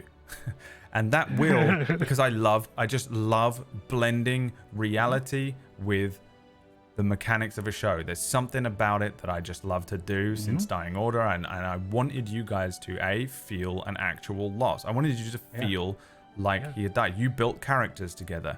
Your characters trained together. You were looking forward to spending the whole campaign together as Biz. Yep. Like, oh, it's gonna be so good. With us. I'm so excited to roleplay with you again, Biz. I'm so excited. It's gonna be so fun. And He then bought a Jedi outfit. he had got everything. A Padawan He haircut. was completely in one. as if he was to be with you guys, and that is how your characters would have felt. Not necessarily like Order 66 would obviously have spun all of you out regardless, but I wanted it to feel you had a genuine loss. You did, and so did your characters. And then I don't know what that is. I'm a psycho. I don't know what it is. I love to blend that kind of thing. So yeah, it was very early on when we decided that Biz probably just couldn't make the whole show, and it would have been really difficult for him to make every episode. But I knew that I could use that, and I was like, look, well, can you do one? And he was like, yeah. So we did that, and then it was a quick flip where I went, hey, Greg, I'm doing this weird thing, and I'm gonna are you in? Are you in for this crazy thing that I'm doing? It sucks for you because you have to just sit there and not get to be hype with everyone. You have to sit quietly. Yep. We had a separate Roll20 where we built his character and play tested and shit. PB's so mad. And yeah, but I also feel knew so badly because he fucking lied to me so hard because I was like, I'll sit out, put Greg in this. He belongs in this show. And there was a point where Greg PB was like, it. put Greg in this thing, and I was like, nah, Greg's. I don't really like that guy too much. I don't really want him in blah, blah, anything. blah. Fuck And I all was this. like, And in the back of my head, I was like, haha, he's already in it. Yeah. And yeah, but it was just it was a strange process with Biz. So there wasn't really much of a plan of really bringing Biz back into the story as an actual player because I knew that his schedule wouldn't work. But I did know that I wanted to bring him back and have one of the final words in the thing. I wanted him to have a moment where so good. He literally you just got shows us up. Too. We were all emotional. Magically, yeah. I knew that there would be a final encounter somewhere along here, and in that, if there was a point that you were struggling, that it would be Jace and Biz that would give you the boost and the mechanical second wind. I loved that, and he nailed that. Because I said to him it would be cool if when we were promoting the show, there was a little teaser that went out, which all of your characters just spoke on a thing. And it was like compassion and something. And something. It was on one of our key things, actually, right? Yeah, you each had an ideal or something that you spoke to. Yeah. And his was compassion. So I said, oh, just say this again, but in an encouraging way or something. And I wrote him a little thing that was like, it'd be fun if you had a little callback to what was your thing that you had. And he went, okay, I'll play with it. And he did. And he was like, he gave all the bit at the end that was like, use the force, and all this stuff. And he brought that whole thing round, and I was like, oh, this is way better. At that point I was like, I have to start hurting you. It actually changed the mechanics. At that point I changed Siren's ability from hitting one person to all of you with that wave attack in the end, because I was like, I just want to slaughter you at this point because I want you to fall. I want you to die. I want you to have this moment so that you will have to have this second win, because it's too good not to use, which is a bit cheeky from me probably, but oh, it's great.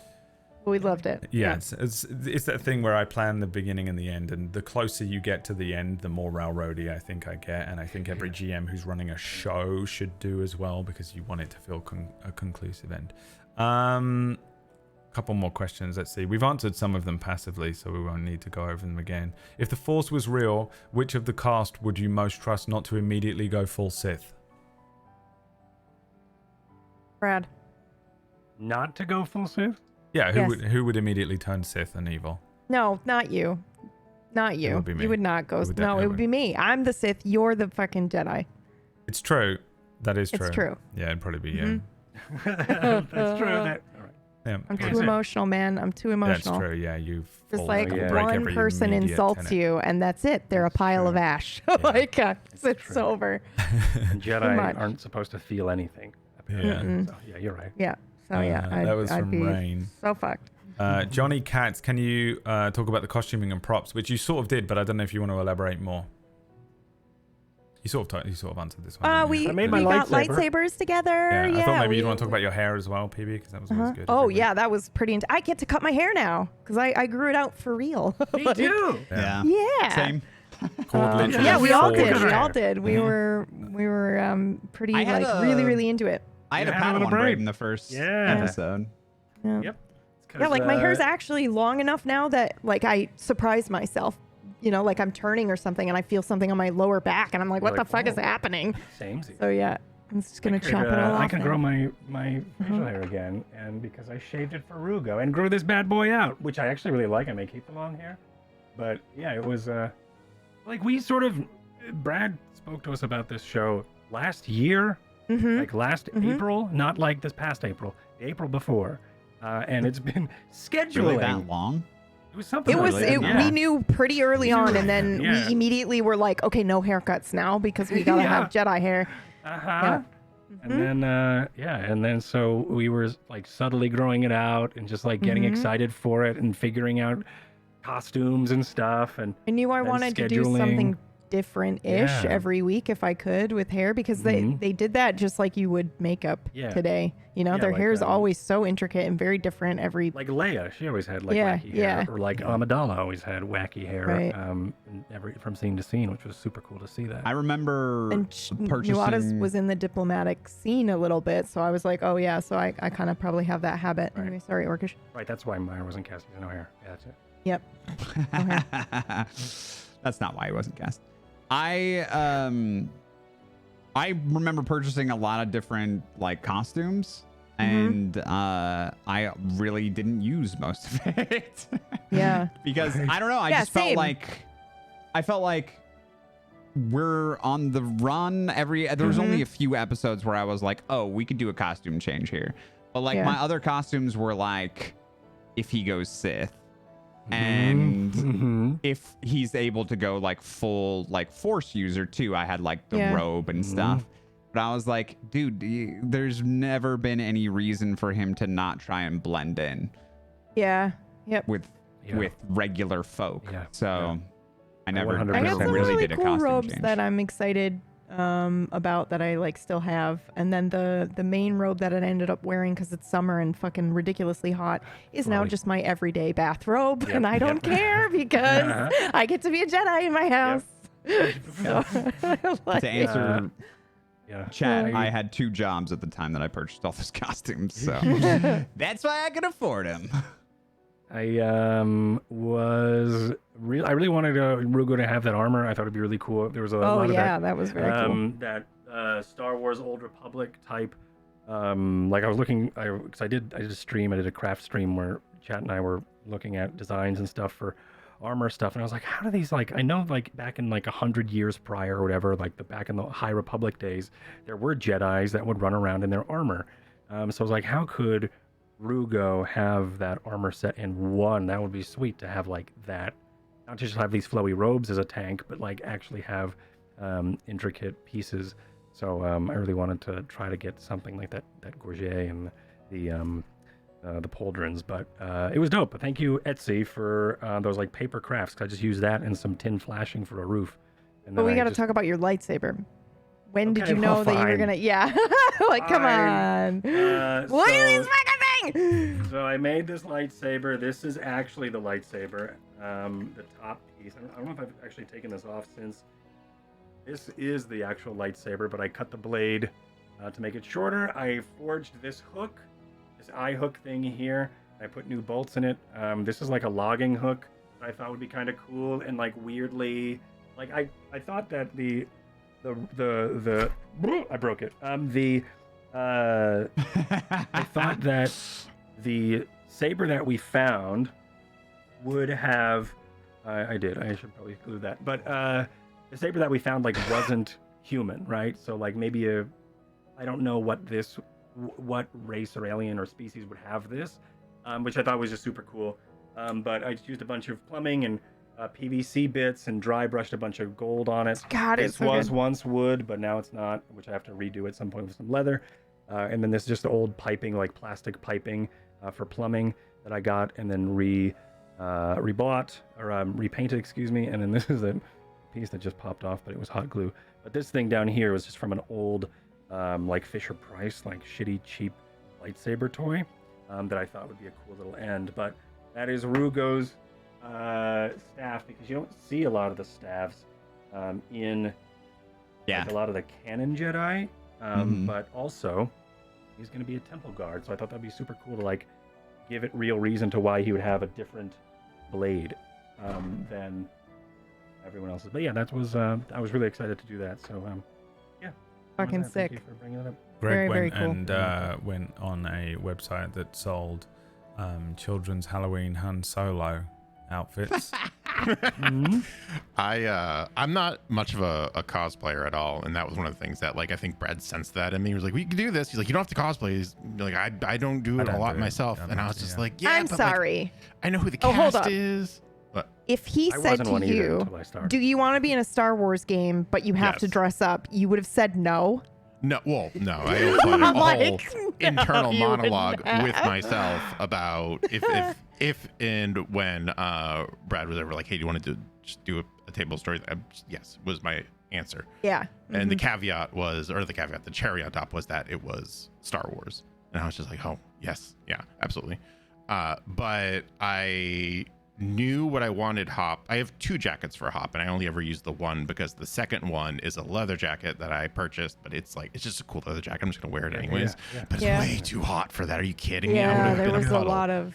Yeah. So I ended up lot of that. using the one that I did, but the problem is, and same with the leather jacket, is it had zippers, and there are almost no zippers. I love how in you Star did the Wars, research for that. You except nerd. well, it's one of the things that I didn't realize until I was like rewatching a lot of the movies and rewatching select episodes of Clone Wars and Rebels, and then I realized That's I was where like, YouTube is there's gonna get not mad, is your zipper. many zippers here. And I was looking at my jacket. I was like, that feels weird, and that's why. So I literally bought gaffer tape, black gaffer tape, and I just taped over the zippers, Yeah. not knowing that it would just come undone in the heat. So almost every yep, week, that's fair. You I had to had redo to it. redo it. And if you notice, there's 2 episodes where I didn't redo it. And it was because it just melted off and I didn't have time to reapply it. Yeah. But Oh, YouTube already knows. They're pissed. oh, they know. And there's so They're in the many. comments. Out of They said, all of actually, the non-canon zipper. stuff that has happened. Continuity. continuity. Exactly. Yeah, but I did buy that fancy new lightsaber for the whole thing, Yeah, which is like a it nice is sick. memento. Oh yeah, I And have a loved it. wall mount for mine too, so that I Yeah, can I need like to get one. finally I put will it be up. making mine. Oh yeah, right here. Mhm. Oh fuck yeah. You make me one too, Cord? You Very got nice. it. Please. And send ship it. To Wall me. mount or lightsaber? Both. I actually have Okay. one. That's mine. It's in the background there. I don't know if you can just about see it. Yeah, It is. you I can do kinda actually have a see lightsaber. I just never used it because I was doing. I tried to use it once, things. but it talks, and I couldn't turn it off. So I was like, I'm never gonna risk this again. The Never yeah, tried to I mission was on it. doing the thing. You remember in Men in Black there was that alien that had the millions of arms and fingers that was just that was me GMing this every week, and I was like, I haven't got time for props. I don't care. All right, next question. Deciduous Pine. Did you hit all the Star Wars moments you were planning to, Brad? And if not, which ones did you miss? No, I think I hit them all. I listed was so them. I funny. wanted the lightsaber. I wanted them to get the droid. I We had wanted the them to land get a speed ship. chase. I wanted them to get the chase. lightsabers. I wanted to make sure there was a land speeder and swoops chase. There was a couple of those. I definitely wanted we're in the Millennium Falcon and we're being chased by TIE fighters, type chase. I wanted the cool moment on a planet where it's gloomy and a red lightsaber ignites, and then suddenly Hop ignites his orange lightsaber, and you have those moments. I had a temple that I wanted to do because I like KOTOR, and they have some more RPG elements like that with the kind of temples that you can explore, love Sith that. temples. I really enjoyed Sith Temp was sick. Yeah, having those moments, and the villain having a mask on and stuff was important to me when you first meet them, and then that goes away. Yeah, I mean, I kind of hit all of those things. I wanted like a big ship with the alarms going off and all that kind of stuff. Oh my god.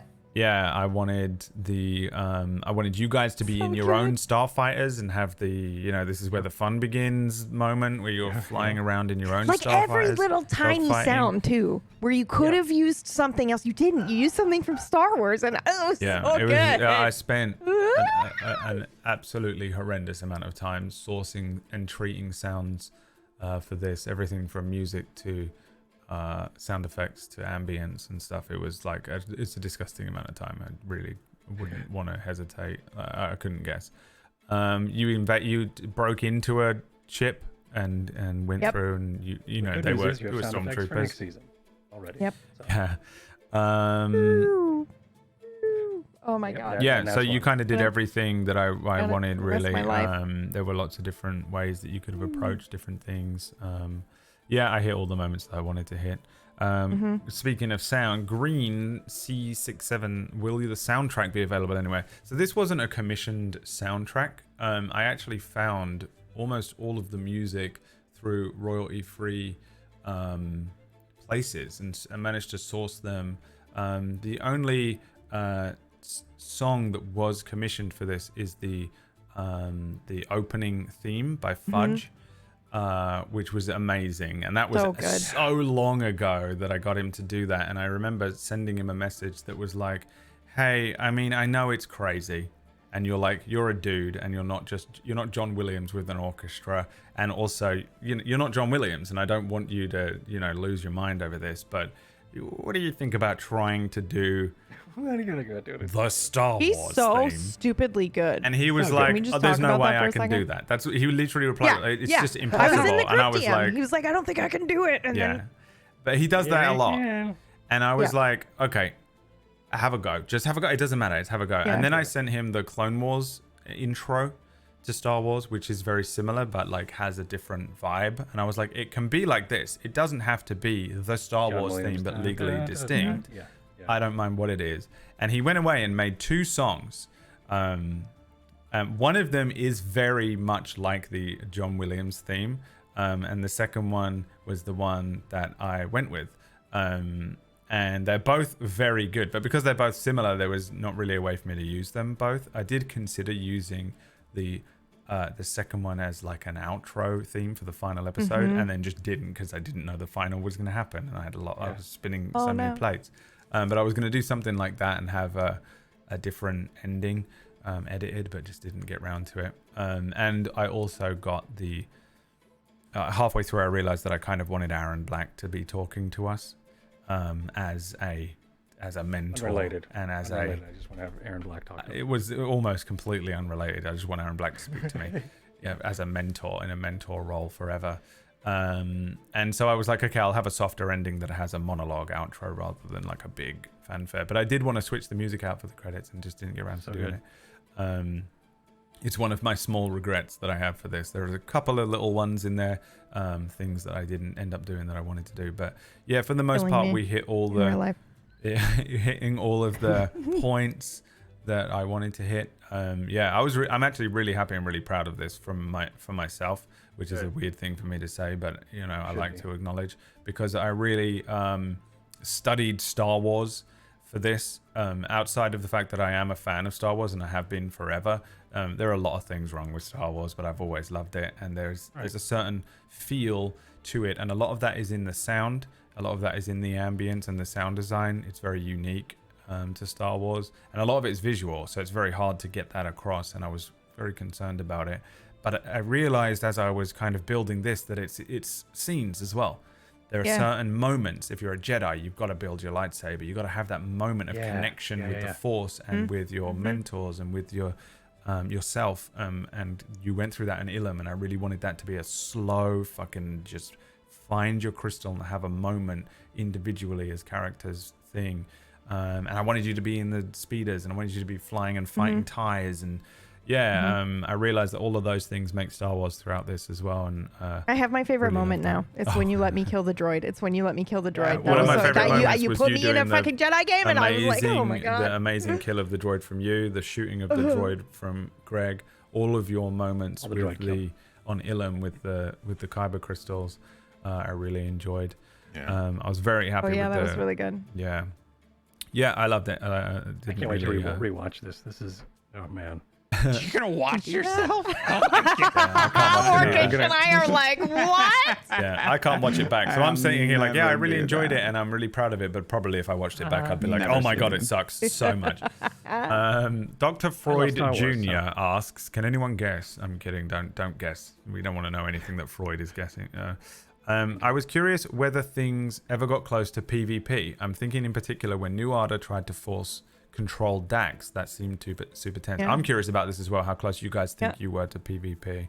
I would dread it in every I hate PvP, and I dread it as a GM, but it's quite hard with this group and some of the tensions and some of the moments between Hop and Dax, some of the moments between New Order and Dax, and how Rugo would be involved if it did come down to a fight like that. What would he do? Oh god, that stresses me out. But I also hate PvP generally speaking as a GM because it's just a nightmare a lot of the time. I don't mind a controlled PvP or a thing that makes sense, but I was like, just there have been many weeks of this where I was like, oh god, please here it comes. please don't attack each other. There have also been times in this where I was curious and I would have I DM'd you. yeah, I remember. I had To be like, the PvP's happening now? I gave him a heads up. I was like, it's very I can't remember what I said. This is likely. gonna get crazy. Yeah. I'm gonna force choke the shit out of my friends. well no, it was before Please. I Unrelated. Tell us, please. When we were first leaving the planet, when we were first leaving Umbara, I was like, I am going to try to leave Hop here. Yeah. Or if he gets on the thing, I think I had imagined like Dax like kicking him off, Yeah. like booting him literally off of the craft and then just taking off before the other two could stop him. And then I imagine that Greg would, show up again later. But as the villain. Show up. You just hear in the background, you dick. Yeah, that's pretty good. I had, and then when we were doing the Diamond Dogs, I think I was about to speak PvP combat, and then someone stopped me. I felt. Yeah, I think it was you, close Peeps. then. I think I was about to, like, either draw on or like. You were gonna force choke me. Or You were gonna force choke me, I think, right? not you. Well, that was Brad's offer. I was gonna move. Oh, that's right. Hop out of the way. So you could Which open the probably door. would have Yeah. initiated some sort of PvP, Yeah. and Some then PvP, you like Yep. That was so hard for me very because invasively got into Dax's thoughts. Okay. well, think about it, because we are teenagers, right? And what if we don't have? I thought I was like, what would she do? Would she? You read my mental diary. Be physical? Would she be physical, or would this like sudden emotional desire to keep you safe or to stop you? Would the dark side just be used then? Because she's so desperate to keep you from doing the thing. I don't think you would have control over your emotions in that moment. Like, that's the moment where you're not able to regulate. So yeah, I just went with it, even though I thought, okay, well, this is probably going to mean we're going to PvP, but it's interesting to me to think about the dark side as not being able to regulate your emotions, or that's when it can creep in. Especially if you've never allowed yourself to use it before either, right? And then all of a sudden you're like, think about it. If you've got superpowers, and all of this, they do this sometimes in superpower movies, where you've got like, they say no and they do things, or like what happens with fucking Spider-Man, right? Where he tries to save somebody, and I'm not going to spoil anything, right? And snaps in their neck. And it's like, because you're just so desperate and emotional that you're like, oh my God, I got to do this thing. And so, yeah, that's kind of how I went with it. Here's a spoiler. But I didn't say the person's name, all right? Okay. It's also from It's also from 50s. originally, For yeah, fuck's like sake. 50, 60 years ago. Yeah. Okay. Yeah. So I can't believe it. You know. Which I think now spoils it, but that's fine. Sorry. I was defending myself. But yeah, oddly so that's enough, though, what I thought. when you said Orcish, do it, that is the moment when I decided not to. So What a brat. Yeah. I was leaning towards not doing it, but if you had said don't do it, I would have been like, all right, she's getting the joke. Yep. She's getting the joke. It's funny that we talk about this because like there's like weird like there's like that I don't know. There's something I kind of want to talk about is because we never got to Rugo. No one told Rugo that this is Sith Holocron was that Hop had it. And then for Hop to have had it was such a big deal. Hop didn't tell anyone. We didn't know. Hop we didn't know. didn't lie though. Oh, right. Yeah. Right. Yeah, but Like my revision. thought in that moment was like, logically, he couldn't have told you guys because I was in the room, right? And so course. me and Siren are attached, right? So if he tells me, then it's as good as telling him. So that's maybe the only regret that I had is that we didn't, because my intention was to separate myself from the group to give him the space to tell the truth if he wanted to, because I don't like locking people's characters into like, looking like the villain when maybe that they don't intend to do that. So, but then the door opened and it was like, well, fuck, we're fucked. on top of that though, like I think there's something I wanted to do with Hop that I kind of lost track of when I was just having to be charismatic and cool and he was helping people out, where he's been a criminal for over a decade. Like those bad habits are hard to shake anyways. Still be there. So so like shooting teaser, that was like he could have gone any number of ways instead of doing that, but like his mind was like, we need to this is the most effective thing to do right now. And he didn't like really, he just relied on that part of himself that he like almost is instinct. instinct and unfeeling. And on the same regard, I don't even think if you left the room, he would have told the other two about it because he doesn't know the extent of it. Like he doesn't necessarily know that it's tied to you. Yeah. Even if you said it was, I don't know if he would have believed it. Just because That's fine. I just don't like trapping your character into a thing because, when I like to give you the opportunity to do it or not. Oh, for sure. So that way it's not like I fucking fucked you over by accident. No, not at all. Like I think even if you had left, it still would have been the same outcome because the fun element for me was that Siren wasn't reading your mind or anything. He wouldn't the side of this that I was playing his 4C ability, because he'd mimicked it off you, but he had it. He only can see forward to when you next meet and then go, where is that? And that's kind of how I was doing it. He was just like, oh, we're in this place. And then he started just spamming it in my head. I was like, oh, he's spamming this ability and seeing all these different possible variations as you guys are having that conversation, and it's shifting and changing the variations of the future that he's able to see. And it's funny because at the beginning of the campaign, you were using 4C a lot, and at the end, you weren't. And that was an interesting thing for me because at the beginning, he didn't have it, and at the end, he was using it a lot. So I was like preparing for all these different 4C moments that you would have had, and I had some feedback stuff edited in case you did. That would have potentially happened. But you guys really thought he was reading. Took some of it. Yeah. Yeah, I was playing it like you were. Yes, the way the ability was just me going, what would be an interesting, unique ability to make this villain unique? And I was like, oh, it'd be cool if he could mimic shit. Like Peter Petrelli / Sylar, because he's Petrelli in the way he can take it, and Sylar in that he can have one at a time, kinda is with the whole thing. They messed with that whole thing, but he can take one off of you at a time. And I wanted to play it way more. I wanted to use it so much more, but I realized that 4C was so much more interesting and powerful as an enemy to have.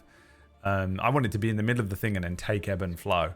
and then be in Calculating, another yeah, thing, yeah. and then take suppress, and then have another thing and Yeah. take one of the other abilities. Like constantly, Suppress would have been insane. he's I using was on hoping any they of would us. have taken suppress because Yeah. Hop's character sheet is more leaning on less force power than more. So I was like, in my like Doctor Strange seeing all the different multiverses, like that's just kind of like how my Yeah. brain works, like in roleplay. I was like, oh, if he does that, I know exactly what Hop's gonna do, and if he does that, I know exactly what Hop's gonna do. But what you caught me off guard is how you use 4C, and that you put that limitation on him. And when he kept on being like, where is the holocron? And at that point, Hop realized that like, oh, he hasn't been spying on us every 5 seconds like I thought. He Yeah. doesn't know where we're Doesn't going. So know if that, yeah. we didn't kill him there and we were allowed to go off, actually, I think this is answering the first question. I feel like Hop would have wanted to continue that breadcrumb trail that you had laid out to go get like the rest of the stuff. yeah. Oh, yeah. I had a thing in my mind where you would be able to counter each other eventually with the 4C, and you would be able to stop him. Nuada would have been able to stop him, and then he would have been forced to stop using it. Or like I was going to have it start causing you strain and wounds as you Yeah, just try and do it. that And would've the been two of you so are just getting cool. feedback. Because Yeah. again, the way I was kind of playing his 4C was that he was bouncing it off you like a relay. So he has it, he has the ability to use it, but if you die, he probably can't. He kind of bounces it off of you. So there were times where I was having you have, I think a couple of times towards the end, I had you have a moment where you saw something in the future where you didn't use 4C, and in my head that was him using it. And it was just it's a nice way. Ooh, that's fun. It's just a useful way as a GM to be able to throw in some narrative crumbs for you to follow when I knew that I was trying to kind of bring the story in a bit more. I mentally, for some reason, was like, I think she feels less connected to that ability now, whether or not he took it or, whatever. Right. That's why I kind of stopped. I made a note to be like, all right, I think I'm going to slowly ease off this and not use it as much anymore. Even though immediately after that, I finally got the upgrade that would make that ability nuts. And I was like, ugh, but I don't want to do it. But the PvP question, I did think that we were going to PvP, that Dax and Nuada were going to PvP, but also I was stressing about leaving you on that fucking island. And I remember having a conversation with everybody being like, I'm so sorry, guys. Like, I think Nuada wants to leave him behind. And I know we're like almost maybe at the end of the game, but like, and I stressed about that. So that's a form of PvP, right? If that wasn't the last episode, and Rugo didn't go blind, he would have left you all. Yeah. And like I was stressing out about that like the 2 weeks prior. I was like, I don't know if he's gonna trust these guys anymore to keep It's always an doing awkward what they're place doing. to be as a player, Yeah, because it you're was like, my character really would do hard. this, but I don't want to do it for the show or the game or whatever. Yeah. But I had said to you guys that if something like that happens, I would probably just do a time jump, and it would be 6 months later. Yeah. And Dax Yeah. is somewhere else, and you You guys meet- are somewhere you else, meet and into then each- I'd have into some each other. force bullshit. The good thing with Star Wars is the force just fucking Deus Ex Machinas people into the same room, and it's Yep. the force did Yeah. it. So I would have had something. We would have been It able still to do feels like a form of betrayal, though, in the moment when you're trying to stay true to your character and you're like, oh no, because I don't want to break the table or whatever the case may be. So that's kind of that. like Yeah, hard to I was get over. prepared for it quite early on. I know you were, but Yeah. All right. This is another question from Simic Magus. Did you do any vehicle combat in this campaign? Yes. I found the vehicle combat system to be cumbersome when I tested it. Expanded question for flavor. Which was your favorite? Was there a vehicle that you would have liked to try it out? So the thing with this system that we all ran into, and I knew, and I prepared the campaign in a way for my own brain to approach, learn the basics of normal combat, and then once I've got that down, I'll spend the weeks while the show was already beginning to look into the vehicle combat stuff. They're very similar, but they are different. I don't think the vehicle combat was that cumbersome. I think when you get into it, you realize what it all means and why all those things are in there. We were doing stuff that made sense to me that I hadn't ever thought about, like the fact that TIE fighters can stop in the middle of the air, turn around and carry on again.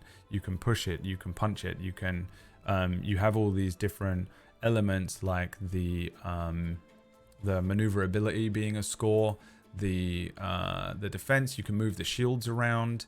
All of that kind of stuff. Actually, I thought was really fun.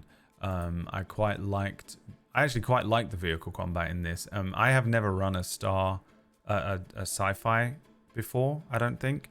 I've not run anything with ship combat in, and I've not really played in very many, so I don't have a lot of experience with it, to be honest, or much to compare this to for vehicle combat stuff, especially starship stuff. But for me, I enjoy it. I like the silhouette stuff. I think that makes sense. Yeah. I think having hull trauma and system strain and armor and have that basically just be a conversion from what you have on your characters is very nice and easy to grab. The scale makes sense. The speed and the handling stuff. It's really, I feel like this is really hard to, I don't even know if I could come up with something like this if I was trying to build a system. And actually, I think it made a lot of sense. And it also makes sense for Star Wars. We did a couple of different versions of this, and I learned a couple of different versions of this. There's the planetary stuff where you're in a chase, which is a style of combat where you're being chased, and it's about movement and ranges to try and escape certain range bands. Gravity and terrain. And then you have, the terrain stuff. So, fun fact, if you had tried to escape this planet and we'd carried on, and you guys got into the ship and flew out, terrain was finally going to make an appearance. There's an asteroid. There was an asteroid belt around this thing that you would have had to maneuver through to be able to, jump to hyperspace. I really wanted to do stuff like that, but again, it was just, these are all like mechanical things that I think would have been fun, but not worth continuing the show just to force in. Personally, I think the vehicle combat in this was pretty decent. It also did a thing that I found to be quite interesting, where you can kind of break up combat. You can have a combat episode that's a bunch of lightsabers and blasters. Then you can do some more RP stuff. Then you can have a vehicle combat or a vehicle chase. It's the same but different.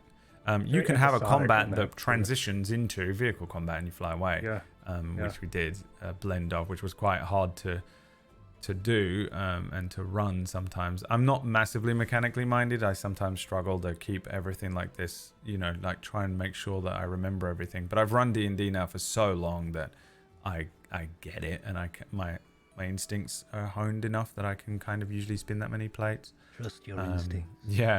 But I didn't hate it at all. I actually quite like the vehicle combat in this and would have liked to have seen some other stuff. I will let you guys speak on it as well, but just for me, the only two things that I didn't really get to use one, there's a scale thing that we never touched on. I was prepared for it. I had a frigate and a star destroyer, which is just, they're like 500 people on them. They have an absurd amount of TIE fighters that can launch, and you can do massive scale, like multiple frigates and destroyers versus multiple very large scale Republic stuff and Rebel stuff. And just do that, which I was interested in because I'm currently reading those Thrawn books, and he progresses, because it starts with him being just a guy, and by the end of it, I guess he becomes the Grand Admiral, but he gets different ships, and so you actually get to read through command of a ship as he goes from being like an ensign up to a lieutenant, up to a captain, up to a commander. And then an admiral, and you have a fleet. And this game is prepared to do that. We never even touched on a completely separate scale of combat. There's a third version of combat in this that we didn't really hit, where there's a whole tree of battle meditation that does that scaling stuff. You can do that thing, it's nuts. Where you are involved in a fleet, and you are able to command either your own ship or a fleet, and it sounds so fun. It sounds so crunchy and scary. But it's in there, and you can have this thing where you're working on a scale of hundreds of people under your command, and you work to that. That's one thing we didn't do. I don't know if I would have necessarily enjoyed it in this, but I do think I would have enjoyed to have seen it. I would like to see that. I'd love to play it if we were doing, if we were playing a version of the game which was more like militaristic, and you were actually, if we were doing the Clone Wars, or we were doing the Imperial era war, or whatever that's called. Christmas special. The Christmas special with the Ewoks. That would have been interesting to see. In terms of vehicles, I had a couple of things prepared that I didn't get to use, those frigates and things. There was a thing on Ryloth called a gut cur, which is a big fucking creature, like a monster. They're in one episode of the Clone Wars, I think. They're like a reptile thing that has like little pincer legs and little pincer arms, and they're big enough that you can ride around on them. And if you had all crashed your Aether sprites into the sands and been stranded in the desert, you would have encountered these things, and potentially you could have done some of that Jedi with an animal thing. These things are very evil, but you can potentially do that, or you would have fought them, but you could harness them and ride those. But really, the only two things in this that I think are missing are an AT-AT and an ATST. Those are the only two vehicles that it was very almost, I kind of wish that an AT-AT was a little bigger in terms of, like, they use those are just like, they just use them to destroy everything. Those are the big heavy artillery things. Those, by the way, for people who are curious, are the things in Star Wars that look like a big enormous four-legged thing walking along that they spin the ropes around in Empire. Because it was very nearly that which you would have had to invade in your Aether sprites, which became the Zeta class heavy cargo shuttle with the four wings that go up vertically or flap down. That just made more sense because that's what they would be moving cargo in. It's flying, and you can land the ships on those and get away again. So it was the best choice to make. But I almost had it be that you went in and you had to attack one of these AT-ATs, so you get to do the Empire, run some ropes around or something like that. And I just didn't really have a good opportunity to bring in an ATST, which is the two-legged version that's very famous. That pew, pew, pew. I almost did tow cable when we were in the chase on Ryloth. Ready with my hype, like with the cable, and I was like, okay, here we go. Can use. I think those are two very iconic Star Wars things that I would like to have seen and been able to use in this, but just didn't really find a good spot for them. And those are pretty. You don't want to use it all, and you don't want to blow it all into one season, Brad. All right, yeah. I mean, there's always the season 2. But those totally for gonna me be as a GM, and I was sitting there going through the books and looking at all of the different vehicles. You had all the different vehicle options; they were all ready for you to go. Because when you were going to steal a ship, which I knew was going to be a thing, another thing I wanted you to do, you had all those different types of ships. That was sweet too. That was there was so a fun. Lambda in there. There was the UT-60D U-wing, arcs that were so the G9, the Barlos, the HWK-290, T1. There were all these different ships in there that were ready, primed for you to jump into and would have become your thing. I really quite liked that you ended up with the Starstalker, the Pathfinder. It's kind of a cool, weird ship. It is a weird ship. Yeah. It's almost not Star Wars. Yeah, it is. It's like very almost not Star Wars, which is what I quite like, because this is very almost not Star Wars, and also very, very Star Warsy. So the question was that the generally combat ? Vehicle combat ? Was it cumbersome, or did you enjoy it? Whatever. And if you had a favorite moment, it was a vehicle combat thing, or were there vehicles and things you wanted to try out? If you have that kind of thought and knowledge. I will start. I didn't. It was easy because my character didn't really have anything to do with like vehicles. So for a lot of vehicle combat, I just sort of checked out. Which is why, like, later in the episode series, I was like, "How am I doing that? What am I supposed to do?" Even like last episode, I made an attack roll for the first time, and didn't quite know how to do it. So like, it was a little cumbersome because I never let myself learn it early on. But when it comes to like, I don't know if I matter when it comes to, was the vehicle combat cumbersome? I feel like what it seemed like for everybody who actually learned it, I feel like it was pretty easy, or not easy, but it was easy. It was easy to grasp. I think there was a lot of confusion, or at least when it got cumbersome was when there was the on foot and then one of someone else in the party, or while there's also like Dax running and jumping into the into this one of the what were they? What are they? Aether sprites. Aether sprites. Thank you.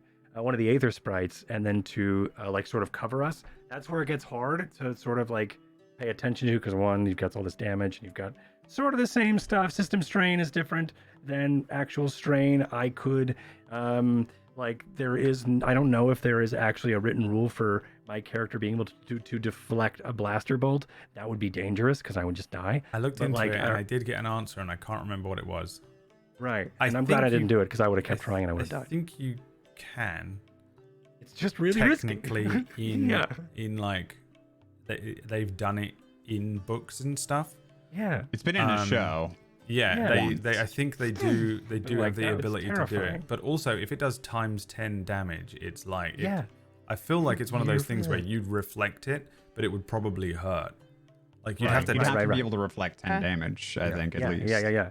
And anyway, so it's just like those sort of things where it's like there's a little bit of like and awkward judgment when it comes to everyone at the table has to be ready for those sort of weird calls. At least just from my perspective of actively not learning star combat unless I had to do something like, what does evade do? Because I'm doing that. But that's just from me, someone who barely learned starship combat.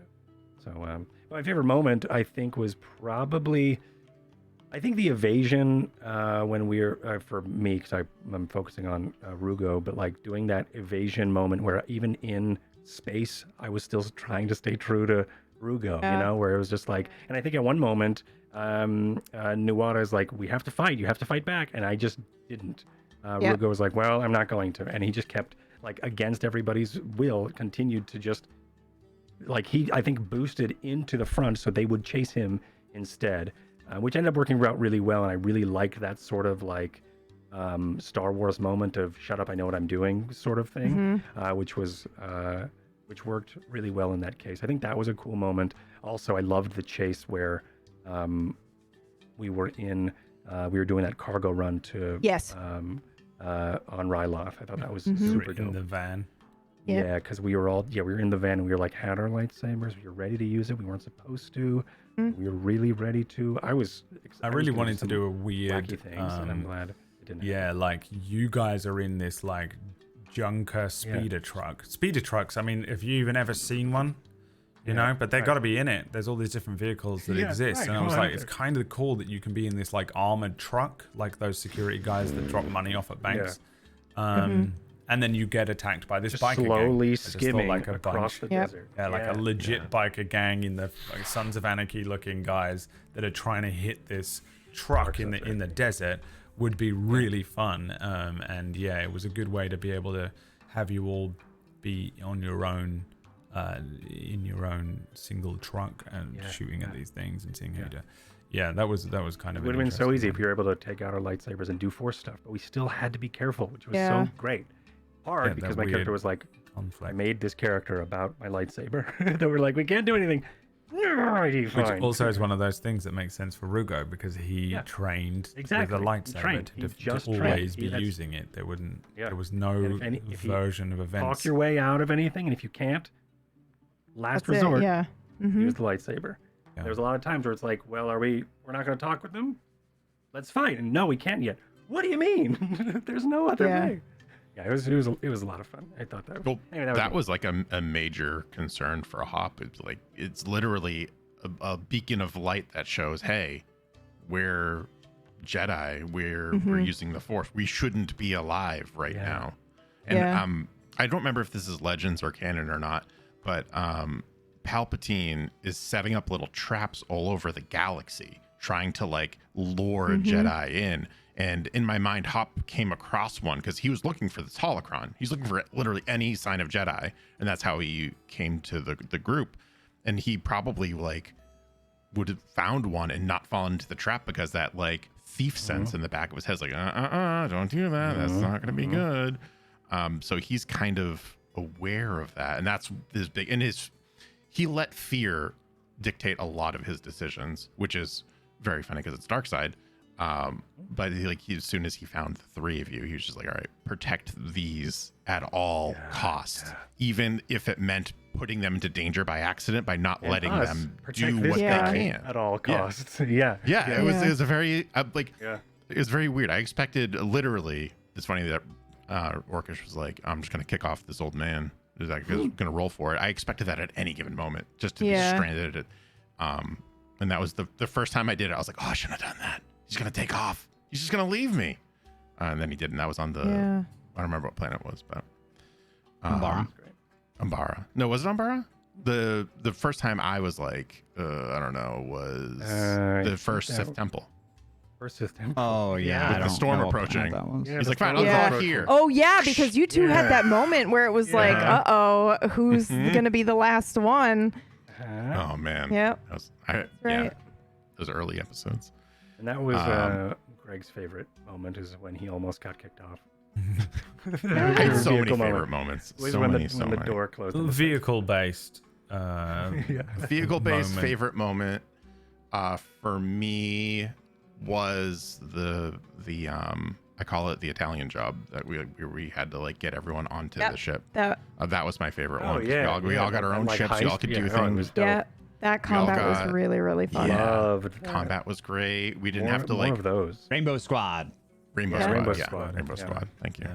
Oh god, it was so good. I also liked that chase, and I think maybe the second or third with the warehouse. That whole bit was so Yeah. fucking good. Mm. Really cool. Yeah, there were just a lot of things that felt really Star Wars, but they were varied and put in different places so that it didn't really feel like, I don't know. It was perfect. Yeah. It was really I fucking forgot good. about the warehouse until you just said it. Yeah, Actually, it's one of my favorite bits. There was a That lot was of, like, really cool, Knights and the of the Old tension was pretty high.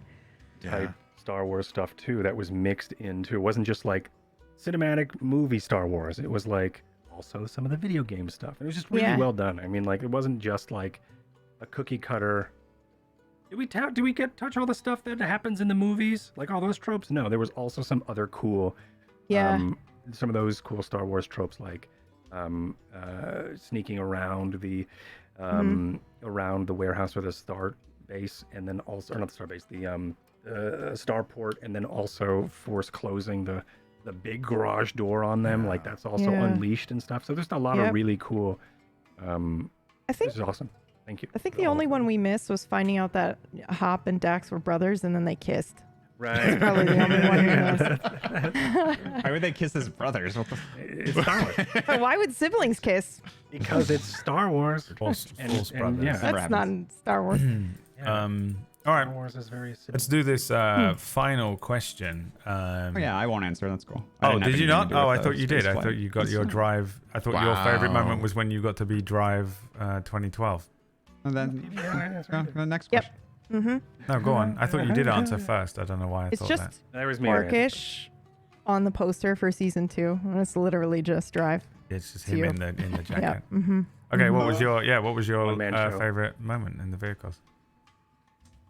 Nothing interesting. It was the same as Greg's. Wow. It was the same as Greg's. It was the Aether Sprites because we all got to have our own ships, and I thought that was really cool. And it was like a little piece of like what an Age of Rebellion campaign would be like if it was all like fighter pilots, which I happen to have also looked through, and there are some insane ships with like Yeah.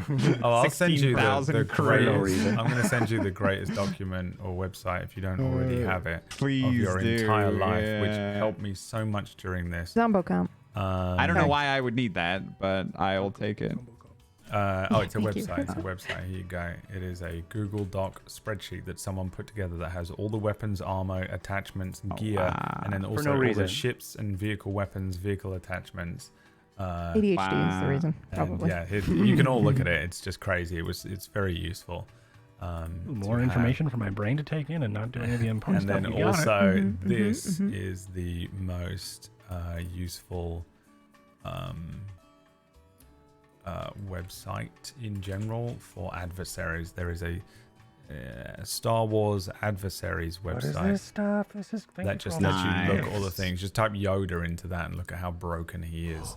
It lists all of them. That's very useful for like just trying to find different specific things, and it just has everything. There's a couple of really good resources online for Same this stats that as have Ruko. been unbelievably useful, because otherwise you need to buy 712 books, which are also out there.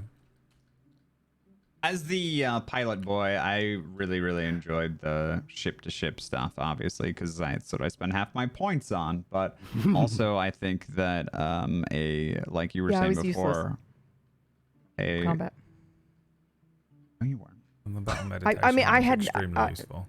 I didn't When have ace anything combat until like and- midway through when I was able to get, the gunnery tree and stuff like that. Like I didn't have anything to start. So sorry, I didn't mean to interrupt you, but Put a lightsaber in your hand, though. Destroy. yeah, I put all my points into that. Yeah. Sorry. No, you're fine. I think that a Age of Rebellion campaign would be pretty cool. Yeah, it would be just one. He's already battle. written Would it. be the Wikis entire loud enough? campaign probably because it would take so long. That would actually be pretty but cool. It though. would be fun. Yeah, the Battle of Really Endor. cool. Different episodes or different stages of the battle, different skirmishes that are pushing or pulling toward That'd the be great. Yeah. end goal of. That's amazing. That's sweet. Do you need a Wookiee? Let me know. My DMs are open.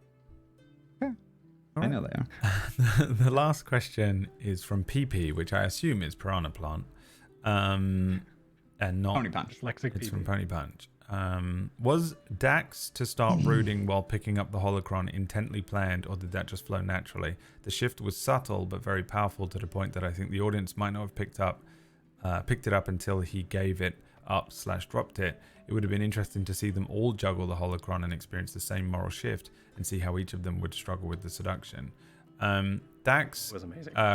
This is on Yeah, Sassid it was when really he good. picked up the holocron in the ship and went through a whole thing with it entirely improv. Yeah, I wasn't really prepared for it. I don't think I had anything at all prepared for it, or like any sounds or anything. So yeah, it was just a whole thing that was entirely improv, apart from the fact that I knew that accessing this holocron would give you certain things like the abilities. I knew that I wanted to boost your brawn, much like you said earlier on. When you shift down in the morality thing, you get wounds. I wanted this to give you actual power, because then it's that thing where as a player, especially Orcish picking this thing up, and I'm like, oh, you can have +2 points of bullshit on your thing. I know how seductive items can be. I very nearly TPK'd a group in D&D once by putting them in a just a big grid of rooms that they could move around, and in each room was a magical item. But there's like Pac-Man, there's a beholder moving around the rooms. So the longer you spend down there trying to pick up, grab items and be greedy, the much higher chance you have. And I believe one of them was turned to dust in that room. I know how powerful and seductive the dark side can be. That greed, that +2 to this. Here's just +2 to your brawn and the ability to use Force Choke. Away you go. Enjoy. It comes with this thing. But I also knew it would give you an automatic penalty on your morality scale and stuff like that. But yeah, it's very interesting because you want that ability boost, you want that strength, and it also is the type of thing that Dax as a character, I think, Wanted so much. because it's the same. It's the same Anakin thing where he's just like, I just want to protect people. I just want to make sure you don't die. I want to make sure you don't die so much that I'm And I killing need more everyone power around to me. do it. Yeah. And to give you that mechanical thing was always a thing with that holocron. But yeah, the scene itself, I wasn't expecting. You were like, I go back to the ship and I go into the thing and I take the holocron out, and I was like, oh fuck. I was like, crap. If you go back and watch it, I'm probably scrambling like crazy to make sure I get the music and this, because I set up the scenes for what I expect, and I only have a certain amount of buttons that I can hit for music and stuff, and a lot of them are like the sounds of the waves and the jungle is 2 separate things that are using up 2 of my precious buttons, and then I have the potential sound of the ship ready to go, the door sounds and stuff. So like you were like, I'm gonna go and do this thing, I was like, fuck, I need like the Sith music, what was it called? And I'm like looking for it and stuff. Yeah, and then also just to have that moment be this thing where I don't want to, it's a difficult one to GM because I wanted to tempt you, and I want you to feel like a temptation and a pressure to give in and to be, give into the dark side thing, but without actually being like a GM that's like, this is how you think and feel right now. But of any system or any setting, this is the one. So that one was a thing where I was you like, could get away with that. I wanted to give him the conflict between 2 characters, and we don't know if it was actually them or it was just an internal conflict in Dax's mind that he hears the sound of Lutoil, his master, and of Siren, who in this kind of represents the enemy. You are my enemy. And it's funny, actually. I think if you go back and watch that, Siren speaks with a posh accent. And normal, he speaks in just a London accent. Because when I first had you speak to him, I said Siren, but in my head, I think I meant Darth Riven was who it was going to be that was speaking to you. Oh, that would have changed. Yeah. And, but I think I said the voice of Siren, and then I did the voice of Riven, and I was like, oh, it's the voice of a London guy. Yeah. Is whatever. So but I said Siren, so I should go with that. But it wasn't actually my intention. It was actually supposed to be Darth Riven that was speaking to you through the holocron, because it was his holocron. Yeah. It wasn't Siren's. Mm-hmm. And also having a dark side master type talking to you, scene, you Yeah. know, leading you. Some say abilities lead you to the, moment was one of my things. So it was a little fuck up from me on that one. So twice Siren spoke without his usual gruff East London sounding accent like that, basically me. You also mentioned that though with his style, as he has those multiple parts of him. Yeah, so but it doesn't go far from for Siren me to have those. it kind of lends to that scene of it being like more an internal conflict for Dax. Yeah. And that Dax is like confused. He's heard Siren speak once, like a month ago. So yeah, I don't know. He's left during the question that he needed to answer, but No, I'm still here. Sorry, I was just sitting down. he just had to take his penis out. So he had to go off the screen. That's what happens every time. That's Darth Riven. And he was like, oh, well, Every that's my time cue. we black out our cameras. Darth that's Riven what's is happening. speaking to me right But now. Take it out. From my side of things, no, that was very not planned. That whole joke. scene, and yeah, I think it would have been very interesting to see you guys take the holocron, each of you, and how that would have affected each of your things. If it hadn't gotten scattered in the last fight, Hop would have probably opened it. He was looking for it. He was like, what the hell? Yeah. And then I even said, like, he's going to do something And then we stupid. would've And you were like, killed it's each not other. there. It's like, Well, Hop's shooting teaser was because he sensed Dax open the holocron and got a wave of dark side energy, and then misattributed that to they're about to get hunted or something's coming for them or something. But it was in fact him sensing Dax. It was a little what is that called? It's not Occam's razor, but it's called something where you just, if you'd spoken, you would have been able to understand. Yeah, you would have been able to figure it out. His misunderstanding of Dax accessing such a dark side thing. He doesn't think Dax is capable of like that level of dark side. So he's like, well, it's not Dax. Something's coming to get us. And Hop's paranoia, that same fear triggers, while Dax is also having a moment of fear and you know, that kind of element. It was a really interesting thing for me as a GM because I knew all sides of it because I've got both of them in DMs giving me, you know, potential internal conflict. This is what Hop's thinking. This is what Dax is thinking, you know, just to help me to GM correctly. I have a question for you, Brad. Yeah. What would you have appealed to? Like, we know how you appealed or what you appealed to for Dax from the dark side, but what would you have appealed to for the other characters if you were trying to tempt them with the dark side? Yeah, I think it would have been really difficult for You'd need a week. Rugo.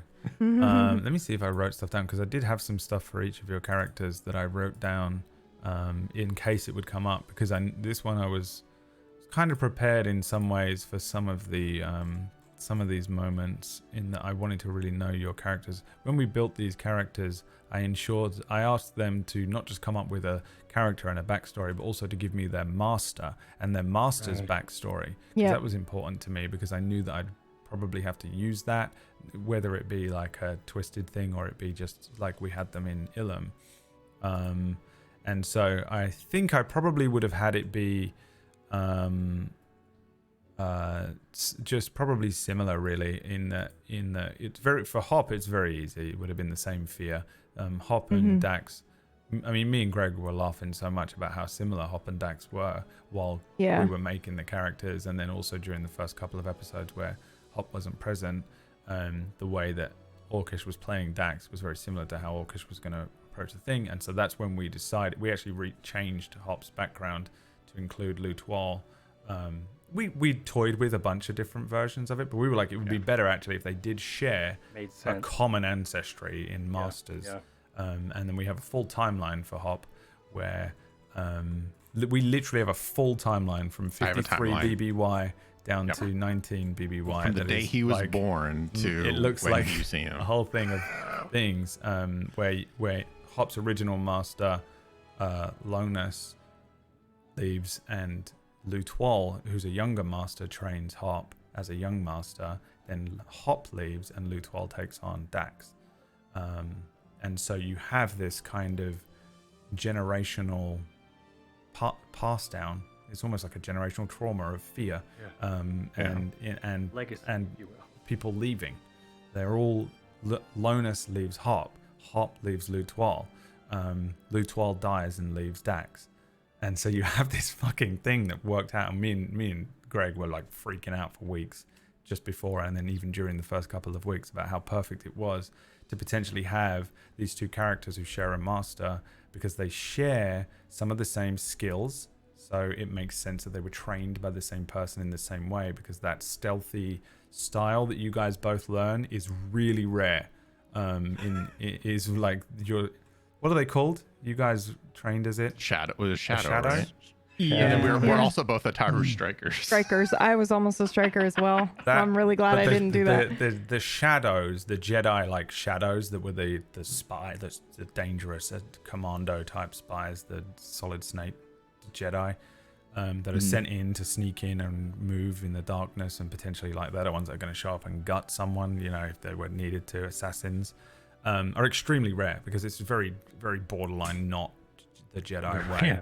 It's like in Star Trek when they have those, they randomly will reference the Black Ops unit, and you're like, oh yeah, we're in the little floaty through the nice bit of space, the final frontier and exploration. And you're like, oh yeah, of course they're a military. They have a weird Black Ops unit somewhere operating in the darkness. And so did the Jedi, which were these shadows, and they're not really prevalent during the period that we were in. They're from like way back when, like KOTOR era. They're Go for it. Yeah, they're so actually I believe, correct me if I'm wrong, but I believe that it's not shadows, it's called something else, but I feel like it's called something else, but I can't remember it. It's written in my backstory. I can't find it, but essentially what I wrote, which isn't, I don't know if this is canon or not, but they don't really touch on this, but like after Tatooine, when the Sith reemerge in Liam Neeson, Phantom Menace, thank you. After that happens, I assumed that the council, or one of the councils, the Jedi have more than one council. Found that out as well. Yeah, we always see the High Council. We only see the High Council. There's like 4, I think. One of them was like, maybe we should restart this order of basically anti-Sith Jedi that are trained to hunt down Sith and kill them. And I wrote in my backstory that Lutoir was supposed to head that up. One of those, yeah. That's how makes sense. They couldn't find any, so they just used her as like a spy and like spied on people for the war and stuff. Yeah. And that was kind of how we approached the whole thing. And then they had this link between them of this style of combat and just general learning in the way that Rugo is trained to be a temple guard. These two were both trained in that more shadow, stealthy, spec opsy kind of way. And I forget what the original question was we were answering, but that was how that came about. It was how I would approach them with the temptations. So those two would be very simple. Rugo, I don't know how I would do it. I would probably just have to go with the fact that he has nothing to guard. So he has no purpose. I would go with purposeless. That is a rough struggle. I know from real life and recently, and to suddenly be dropped into an abyss of existential dread would be probably the way to go with Rugo. Be good. Nuada kind of I would probably need to figure out how to make Nuada have a crisis of self. Yeah. We already touched on it earlier on, but I think she's one. She's one. What's that Fallout Boy line where he's like one stitch away from making it, one scar away from falling apart. He's just on that line. Yeah. She's just really kind of like it really did fall down to the morality dice that kept her on track, which is pretty RNG. So I'd probably have to try and figure out a way very lucky with that. have you have some sort of crisis of self through that, because your master as well was one that was really kind of off the wall. Like he wasn't one that would follow. He was outside of the traditional approach to everything, right? That was how we had him prepared, which means that you're kind of susceptible to going dark sides. What happened to Qui-Gon? Yeah. So I'd probably do something like that. I was kind of hoping that you guys would maybe find some NPCs or have, you guys could have had, we could have had some time jumps and stuff where we come back and Nuada has a boyfriend and I can just kill him, something like that. Was always a way back when I was like, if I need to twist them, I'll just kill Nuada's wife. And just, like good. some shit like that would always work.